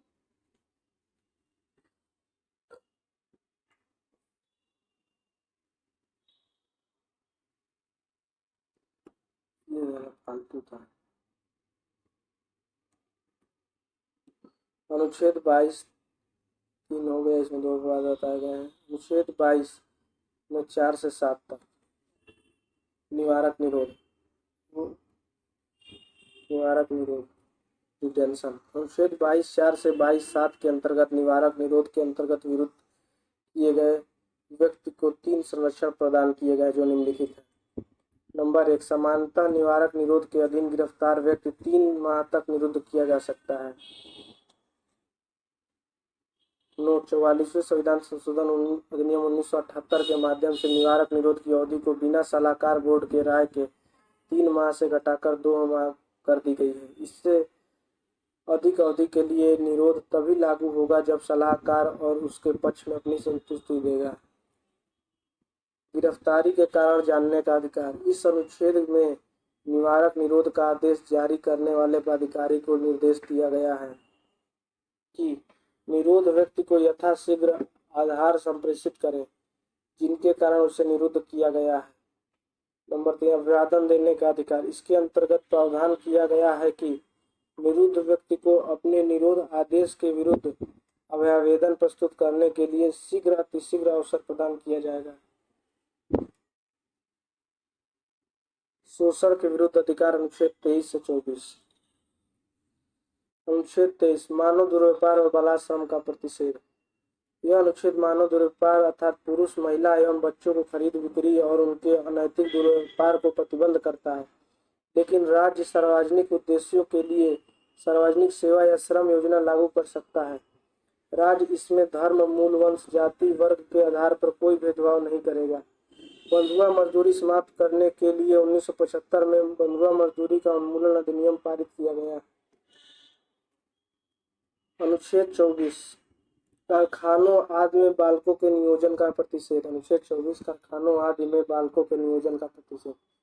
यह अनुच्छेद किसी फैक्ट्री, खान अथवा अन्य परिसंकटमय गतिविधियों में 14 वर्ष से कम आयु के बच्चों के नियोजन का प्रतिषेध करता है, परंतु यह प्रतिषेध किसी नुकसान पहुंचाने वाले अथवा निर्दोष कार्य में नियोजन का प्रतिषेध नहीं करता है। यह अनुच्छेद किसी फैक्ट्री, खान अथवा अन्य परिसंकटमय गतिविधियों में 14 वर्ष से कम आयु के बच्चों के नियोजन का प्रतिषेध करता है, परंतु यह प्रतिषेध किसी नुकसान न पहुंचाने वाले अथवा निर्दोष कार्य में नियोजन का प्रतिषेध नहीं करता है। धर्म की स्वतंत्रता। अनुच्छेद 25 से 28। अनुच्छेद 25 अंतःकरण की और धर्म को अबाध रूप से मानने, आचरण और प्रचार करने की स्वतंत्रता है। इसके अनुसार देश के प्रत्येक नागरिकों को किसी भी धर्म को मानने व आचरण करने और प्रचार करने का अधिकार है, लेकिन सार्वजनिक व्यवस्था व समाज कल्याण एवं सुधार आदि के अंतर्गत इस पर रोक लगाई जा सकती है। अनुच्छेद 26 धार्मिक कार्यों के प्रबंधन की स्वतंत्रता। लोक व्यवस्था, सदाचार और स्वास्थ्य के अधीन रहते हुए प्रत्येक धार्मिक संप्रदाय या उसके किसी अनुभाग को धार्मिक और मूर्त प्रयोजनों के लिए संस्थाओं की स्थापना और पोषण का अधिकार। अपने धर्म विषयक कार्यों का प्रबंधन करने का। जंगम और स्थावर संपत्ति के अर्जन और स्वामित्व का। ऐसी संपत्ति का विधि के अनुसार प्रशासन करने का अधिकार होगा। ऐसी संपत्ति का विधि के अनुसार प्रशासन करने का अधिकार होगा। उच्चतम न्यायालय ने व्यवस्था दी है कि धार्मिक संप्रदायों को 3 शर्तें पूरी करनी चाहिए। चल व अचल संपत्ति के अर्जन तथा संपत्ति के प्रशासन का अधिकार। यह व्यक्तियों का समूह होना चाहिए जिनका विश्वास तंत्र उनके अनुसार उनकी आत्मिक तुष्टि के अनुकूल हो। इनका एक सामान्य संगठन होना चाहिए। धर्म एक विशिष्ट नाम होना चाहिए। धर्म का एक विशिष्ट नाम होना चाहिए। अनुच्छेद 27 किसी विशिष्ट धर्म की अभिव्यक्ति के लिए करों के समुदाय के बारे में स्वतंत्रता। इसके द्वारा यह व्यवस्था की गई है कि राज्य द्वारा किसी भी व्यक्ति को ऐसे करों को देने हेतु बाध्य नहीं किया जाएगा जिससे किसी भी धर्म का पोषण होता है। ये राज्य द्वारा किसी भी व्यक्ति को ऐसे करों को देने हेतु बाध्य नहीं किया जाएगा जिससे किसी भी विशेष धर्म के पोषण होता है। अनुच्छेद 28 उच्च शिक्षण संस्थाओं में धार्मिक शिक्षा या धार्मिक उपासना में उपस्थित होने के बारे में स्वतंत्रता। राजनीति पूर्वक पोषित किसी शिक्षा संस्थान में कोई धार्मिक शिक्षा नहीं दी जाएगी। खंड 1 कि कोई बात ऐसी शिक्षा संस्थान पर लागू नहीं होगी जिसका प्रशासन राज्य करता है, किंतु जो किसी ऐसे विन्यास या न्यास के अधीन स्थापित हुई है जिसके अनुसार उस संस्था में धार्मिक शिक्षा देना आवश्यक है।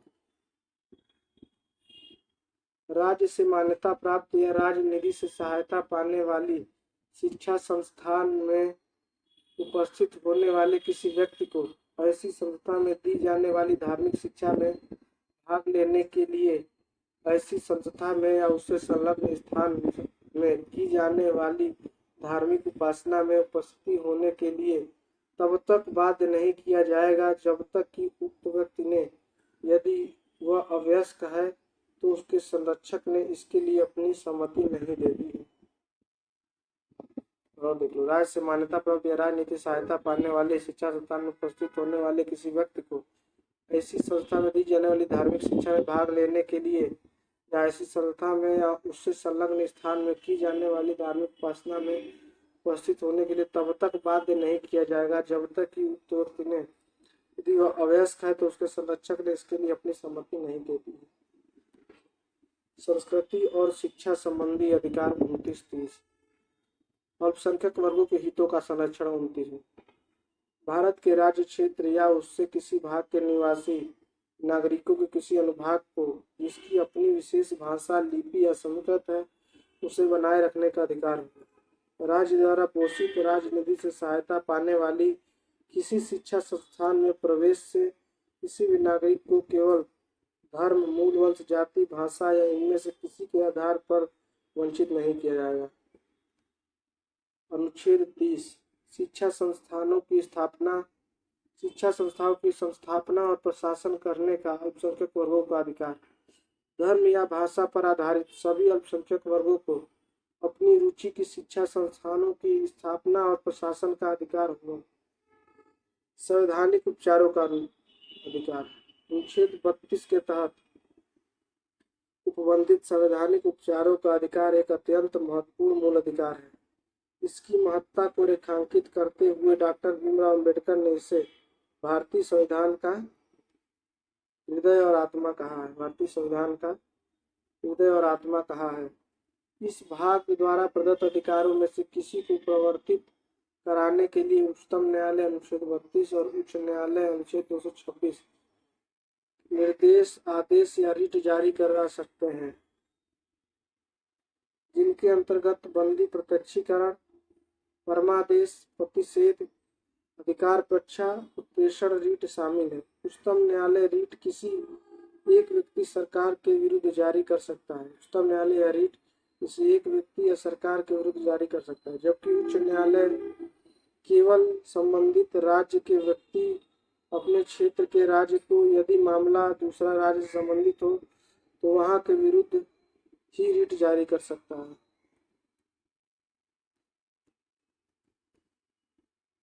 इस अनुच्छेद को संविधान की आत्मा कहा जाता है, क्योंकि संवैधानिक उपचार यानी रीट जारी करना स्वयं में एक मूल अधिकार है, अतः इसे उच्चतम न्यायालय द्वारा अस्वीकृत नहीं किया जा सकता।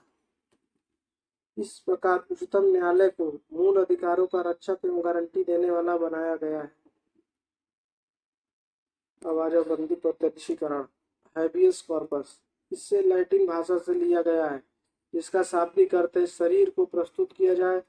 बंदी प्रत्यक्षीकरण में न्यायालय उक्त व्यक्तियों के संदर्भ में रिट जारी करता है जिसे किसी दूसरे के द्वारा हिरासत में रखा गया है, उसे न्यायालय के सामने प्रस्तुत किया जाए और जांच कराए जाने पर यदि व्यक्ति निर्दोष है तो उसे सर्वत्र यानी उसे स्वतंत्र किया जा सकता है।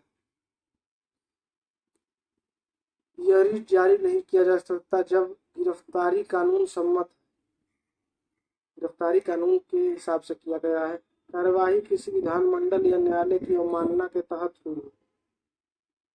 कार्यवाही किसी विधानमंडल या न्यायालय की अवमानना के तहत न्यायालय के द्वारा गिरफ्तारी का आदेश दिए जाने पर, गिरफ्तारी न्यायालय के न्याय के बाहर हुई हो। गिरफ्तारी जो हुई हो न्यायालय के न्याय के बाहर हुई।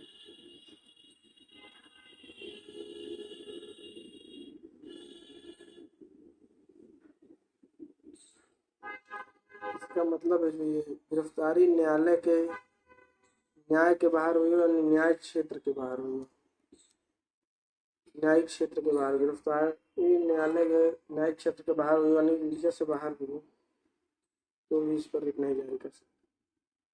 परमादेश, मैंडामस, इसका शाब्दिक अर्थ है हम आदेश देते हैं। यह रिट तब जारी की जाती है जब न्यायालय को लगता है कि कोई सार्वजनिक अधिकारी, न्यायालय अथवा निगम अपने कार्यों या संवैधानिक दायित्वों करने में असफल रहता है। इस प्रकार यह न केवल सार्वजनिक संस्थाओं अधीनस्थ न्यायालयों के विरुद्ध भी जारी किया जा सकता है।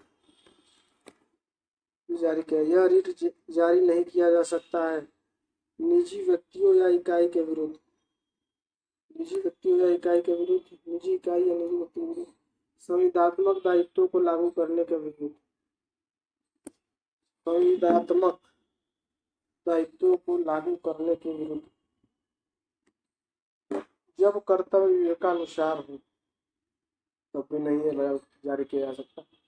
भारत के राष्ट्रपति, राज्यों के राज्यपालों के विरुद्ध भी यह जारी नहीं किया जा सकता।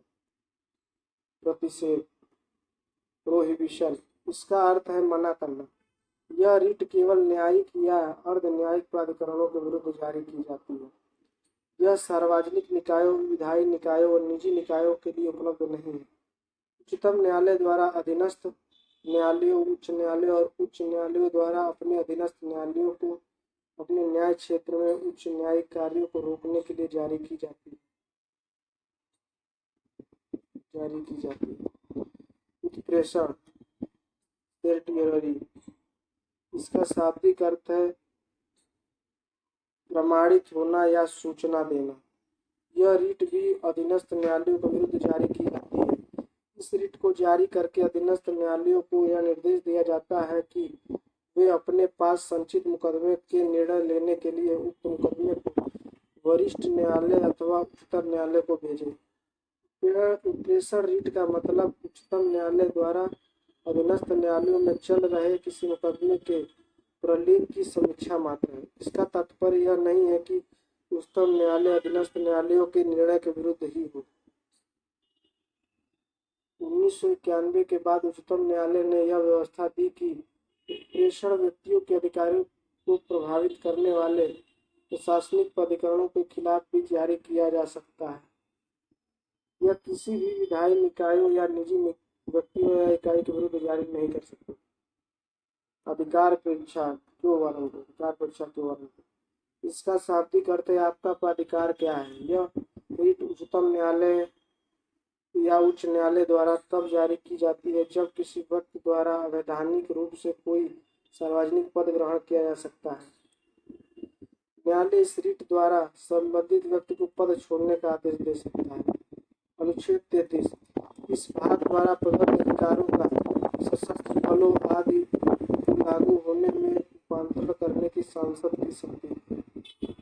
अनुच्छेद 33 इस भाग द्वारा प्रदत्त अधिकारों का सशस्त्र बलों आदि को लागू होने में तथा रूपांतरण करने की संसद की शक्ति चीजें हैं।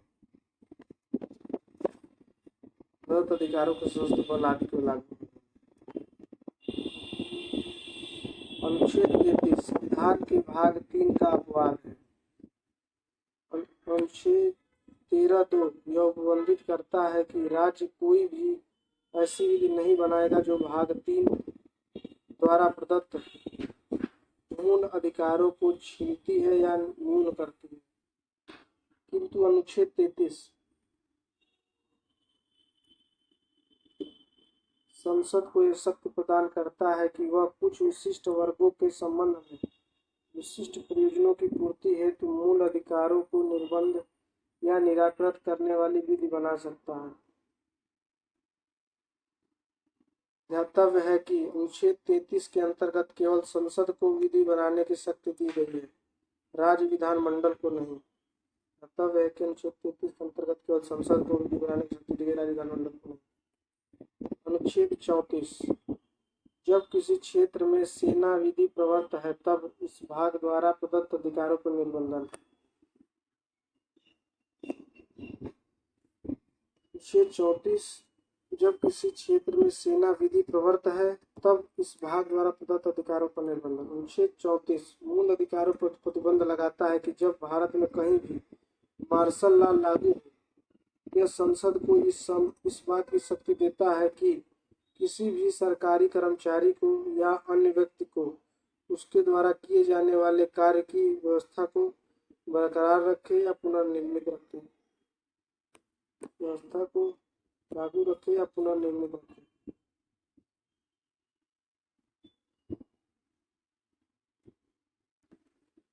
अनुच्छेद 35 आप अपने हिसाब से देखेंगे। अनुच्छेद 35 अपने से देख लीजिए, इम्पोर्टेंट नहीं बहुत ज़्यादा, देख लीजिएगा चाहे क्वेश्चन कराएंगे तो।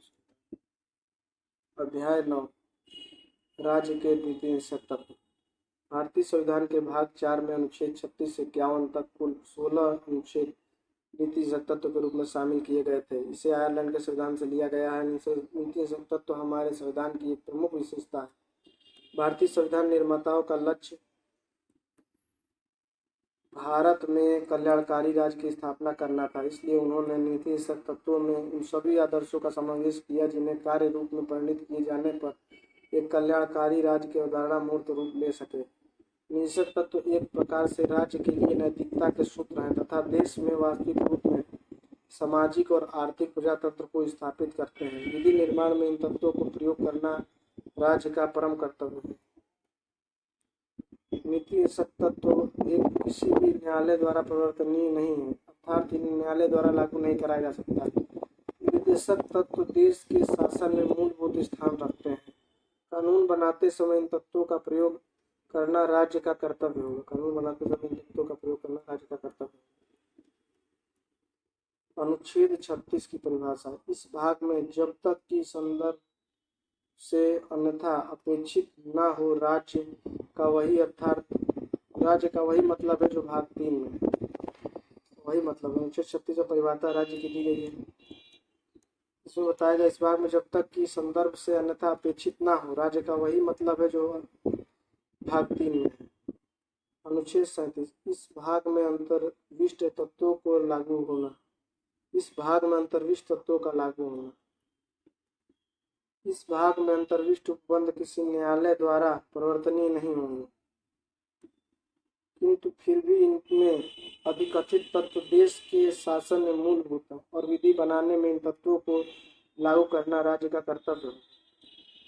अनुच्छेद 37 बताया गया है, चूंकि यह इसमें दिए गए जो बातें हैं उन न्यायालय द्वारा परिवर्तनीय नहीं होंगे, किंतु फिर भी इनमें अधिकथित कथन देश के शासन में मूलभूत और विधि बनाने में इन तत्वों को लागू करना राज्य का कर्तव्य है। अनुच्छेद 38 राज्य लोक कल्याण की अभिवृद्धि के लिए सामाजिक व्यवस्था बनाएगा। राज्य लोक कल्याण की अभिवृद्धि के लिए सामाजिक व्यवस्था बनाएगा। अनुच्छेद 38 में कहा गया है राज्य लोक कल्याण की अभिवृद्धि के लिए सामाजिक व्यवस्था बनाएगा जिसमें सामाजिक, आर्थिक और राजनीतिक न्याय हो सके। राज्य लोक कल्याण की अभिवृद्धि के लिए सामाजिक व्यवस्था बनाएगा जिसमें सामाजिक, आर्थिक और राजनीतिक न्याय हो सके। राज्य आय विभिन्न क्षेत्रों में रहने वाले और विभिन्न व्यवसायों में लगे हुए लोगों के समूहों के बीच प्रतिष्ठा, सुविधाओं और अवसर की असमानता समाप्त करने का प्रयास करेगा। शहर में लगे हुए लोगों के बीच प्रतिष्ठा, सुविधा और अवसर की समानता प्रदान करने का प्रयास करेगा। अनुच्छेद 39 राज्य द्वारा अनुसरणीय कुछ नीति तत्व। राज्य अपनी नीति का इस प्रकार संचालन करेगा कि निश्चित रूप से राज्य अपनी नीति का इस प्रकार संचालन करेगा कि पुरुष और स्त्री सभी नागरिकों को समान रूप से जीविका के पर्याप्त साधन प्राप्त करने का अधिकार हो। समुदाय के भौतिक संसाधनों का स्वामित्व और नियंत्रण इस प्रकार बटा हो जिससे सामूहिक हित का सर्वोत्तम रूप से साधन हो।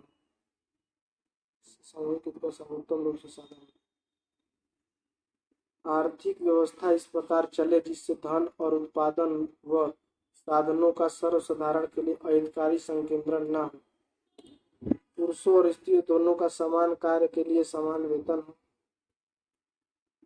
पुरुषों और स्त्री कर्मकारों के स्वास्थ्य और शक्ति का तथा बालक की सुकुमार अवस्था का दुरुपयोग न हो और आर्थिक आवश्यकता से विवश होकर जीविकों को ऐसे रोजगार में न जाना पड़े जो उनकी आयु या शक्ति के अनुकूल न हो।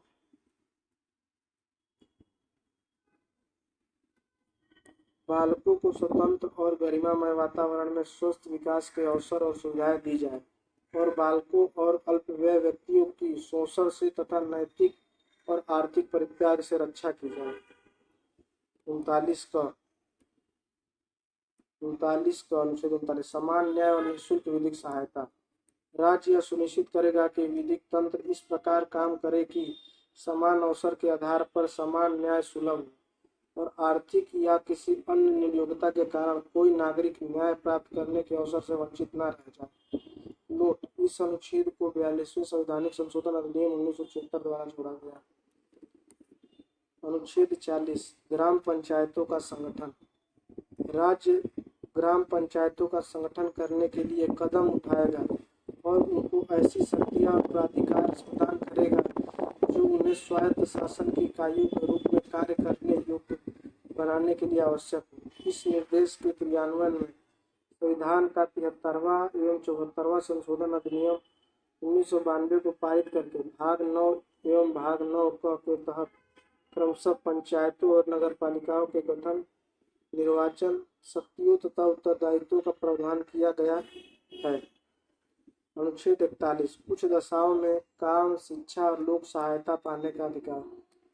41 कुछ दशाओं में काम, शिक्षा और लोक सहायता पाने। राज्य अपनी आर्थिक सामर्थ्य और विकास की सीमाओं के भीतर काम पाने के, शिक्षा पाने के और बेकारी, बुढ़ापा, बीमारी और निःशक्तता अन्य अभाव की दशाओं में लोक सहायता पाने के अधिकार को प्राप्त कराने का प्रभावी उपबंध करेगा। अनुच्छेद 42 काम की न्याय संगत और मानवोचित दशाओं तथा प्रसूति सहायता का उपबंध। काम की न्याय संगत और मानवोचित दशाओं का प्रसूति सहायता का उपबंध। राज्य काम की न्याय संगत और मानवोचित दशाओं को सुनिश्चित करने के लिए और प्रसूति सहायता के लिए उपबंध करेगा। अनुच्छेद 43 कर्मकारों के लिए निर्वाह मजदूरी आदि। राज्य उपयुक्त या आर्थिक संगठन द्वारा या किसी अन्य रीति से कृषि के, उद्योग के अथवा अन्य प्रकार के सभी कर्मकारों के काम निर्वाह, शिष्ट जीवन स्तर और अवकाश का संपूर्ण उपभोग सुनिश्चित करने वाली काम की दशाएं तथा सामाजिक और सांस्कृतिक अवसर प्राप्त करने का प्रयास करेगा और ग्रामों में कुटीर उद्योगों को व्यक्ति या सहकारी आधार पर बढ़ाने का प्रयास करेगा। अनुच्छेद 343 का उद्योगों के प्रबंधन में कर्मकारों का भाग लेना।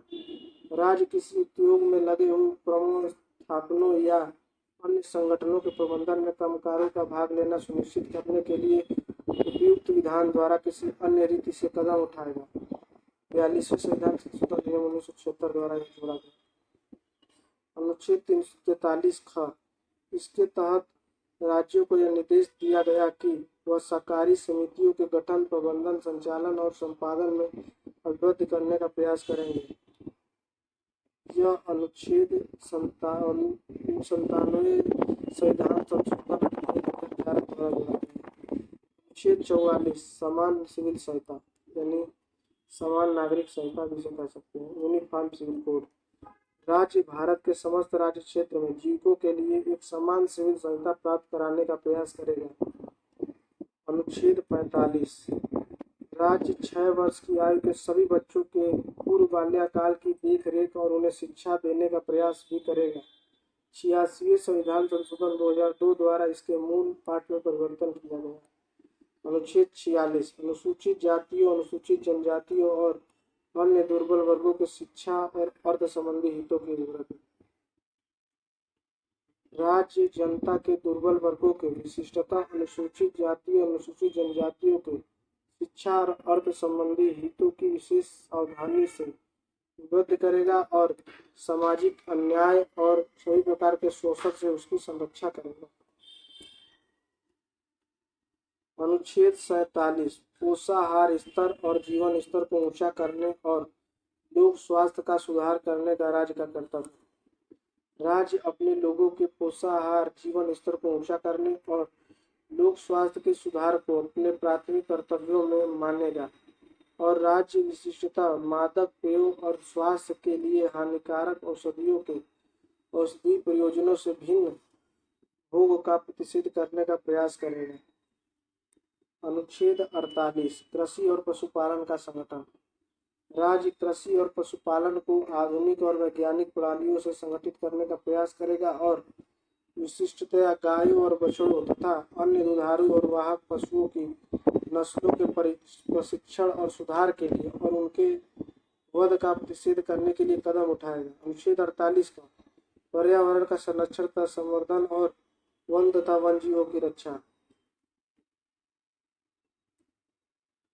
राज्य देश के पर्यावरण के संरक्षण तथा संवर्धन का और वन तथा वन जीवों की रक्षा करने का प्रयास करेगा। 42वें संविधान संशोधन 1976 द्वारा जोड़ा गया। अनुच्छेद 49 राष्ट्रीय महत्व के स्मारकों, स्थानों और वस्तुओं का संरक्षण। संसद द्वारा बनाई गई विधि द्वारा या उसके अधीन राष्ट्रीय महत्व वाले कलात्मक या ऐतिहासिक अभिरुचि वाले प्रत्येक स्मारक या स्थान या वस्तु का निरूपण, विनाश, अपसारण, बयान या निर्यात से संरक्षण करना राज्य की बाध्यता होगी। अनुच्छेद 50 कार्यपालिका से न्यायपालिका का पृथक्करण, प्रोटेबिलिटी। राज्य की लोक सेवाओं में न्यायपालिका को कार्यपालिका से पृथक करने के लिए राज्य कदम उठाएगा। न्यायपालिका को कार्यपालिका से, राज्य की लोक सेवाओं में और न्यायपालिका को कार्यपालिका से पृथक करने के लिए राज्य कदम उठाएगा। अनुच्छेद 51 अंतर्राष्ट्रीय शांति और सुरक्षा की अभिवृद्धि। राज्य अंतर्राष्ट्रीय शांति और सुरक्षा की अभिवृद्धि करेगा, राष्ट्रों के बीच न्याय संगत और सम्मानपूर्ण संबंध को बनाए रखने का प्रयास करेगा। संगठित लोगों के एक दूसरे से व्यवहारों में अंतर्राष्ट्रीय विधि और संधि की बाध्यताओं के प्रति आदर बढ़ाने का, अंतर्राष्ट्रीय विवादों के मध्यस्थता द्वारा निपटारे के लिए प्रोत्साहन देने का कार्य प्रयास करेगा। नीति सत्ता और मूल अधिकारों में अंतर। मूल अधिकार न्यायालय द्वारा प्रवर्तनीय है, नीति तत्व न्यायालय द्वारा प्रवर्तनीय नहीं। मूल अधिकार की प्रकृति नकारात्मक है, निषेध तत्व सकारात्मक प्रकृति के हैं क्योंकि राज्य के आधार पर लागू होते हैं। ये कानूनी रूप से मान्य है, इन्हें इन्हें नैतिक व राजनीतिक मान्यता प्राप्त है। ये व्यक्तिगत कल्याण को प्रोत्साहन देते हैं। इस प्रकार ये व्यक्तित्व है। ये समुदाय के कल्याण को प्रोत्साहित कर रहे, इस प्रकार ये समाजवादी है। इनका उद्देश्य राजनीतिक लोकतंत्र की स्थापना करना है। इनका उद्देश्य सामाजिक एवं आर्थिक लोकतंत्र और कल्याणकारी राज्य की स्थापना करना। अध्याय 10 मूल कर्तव्य। भारत के संविधान के आरंभ में नागरिकों के लिए मूल कर्तव्यों का उल्लेख नहीं था। भारतीय संविधान ने मूल कर्तव्यों को सरदार स्वर्ण सिंह समिति के अनुशंसाओं के आधार पर जोड़ा गया। मूल कर्तव्य को 42वें संविधान संशोधन अधिनियम 1976 के माध्यम से संविधान के भाग 4 क में अनुच्छेद 51 क के तहत शामिल किया गया है। यद्यपि स्वर्ण सिंह समिति ने संविधान में 8 मूल कर्तव्यों को जोड़ने का सुझाव दिया था, परंतु 42वें संविधान संशोधन अधिनियम के माध्यम से 10 मूल कर्तव्यों को जोड़ा गया। इसके पश्चात 86वें संविधान संशोधन के माध्यम से एक और मूल कर्तव्य जोड़ा गया। वर्तमान में इसकी संख्या 11 है। मूल कर्तव्यों को पूर्व सोवियत संघ के संविधान से लिया गया है। मूल कर्तव्य केवल भारतीय नागरिकों के लिए है, न कि विदेशियों के लिए।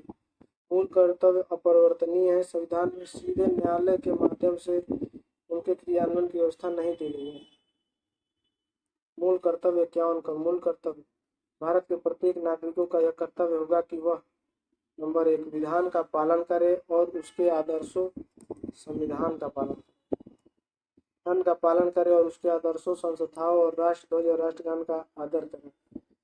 नंबर 2 स्वतंत्रता के लिए हमारे राष्ट्रीय आंदोलनों को प्रेरित करने वाले उच्च आदर्शों को हृदय में संजोए रखें और उनका पालन करें। भारत की प्रभुता, एकता और अखंडता की रक्षा करें और उसे अक्षुण्ण रखें।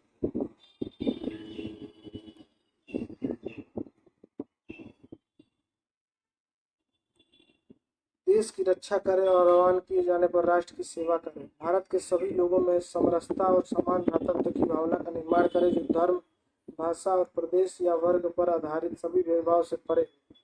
ऐसी प्रथाओं का त्याग करें जो स्त्रियों के सम्मान के विरुद्ध हैं। हमारी संस्कृति की गौरवशाली परंपरा का महत्व समझें और उसका परिरक्षण करें। प्राकृतिक पर्यावरण की, जिसके अंतर्गत वन, झील, नदी और वन्य जीव है, रक्षा करें और उसका संवर्धन करें। वह प्राणी मात्र के प्रति दया भाव रखें। 8वां वैज्ञानिक दृष्टिकोण मानववाद और ज्ञानार्जन सुधार की भावना का विकास करें। सार्वजनिक संपत्ति को सुरक्षित रखें और हिंसा से दूर रखें। 10वां व्यक्तिगत और सामूहिक गतिविधियों के सभी क्षेत्रों में उत्कर्ष की ओर बढ़ने का सतत प्रयास करें, जिससे राष्ट्र निरंतर बढ़ते हुए प्रगति और उपलब्धि की नई ऊंचाइयों को छूए।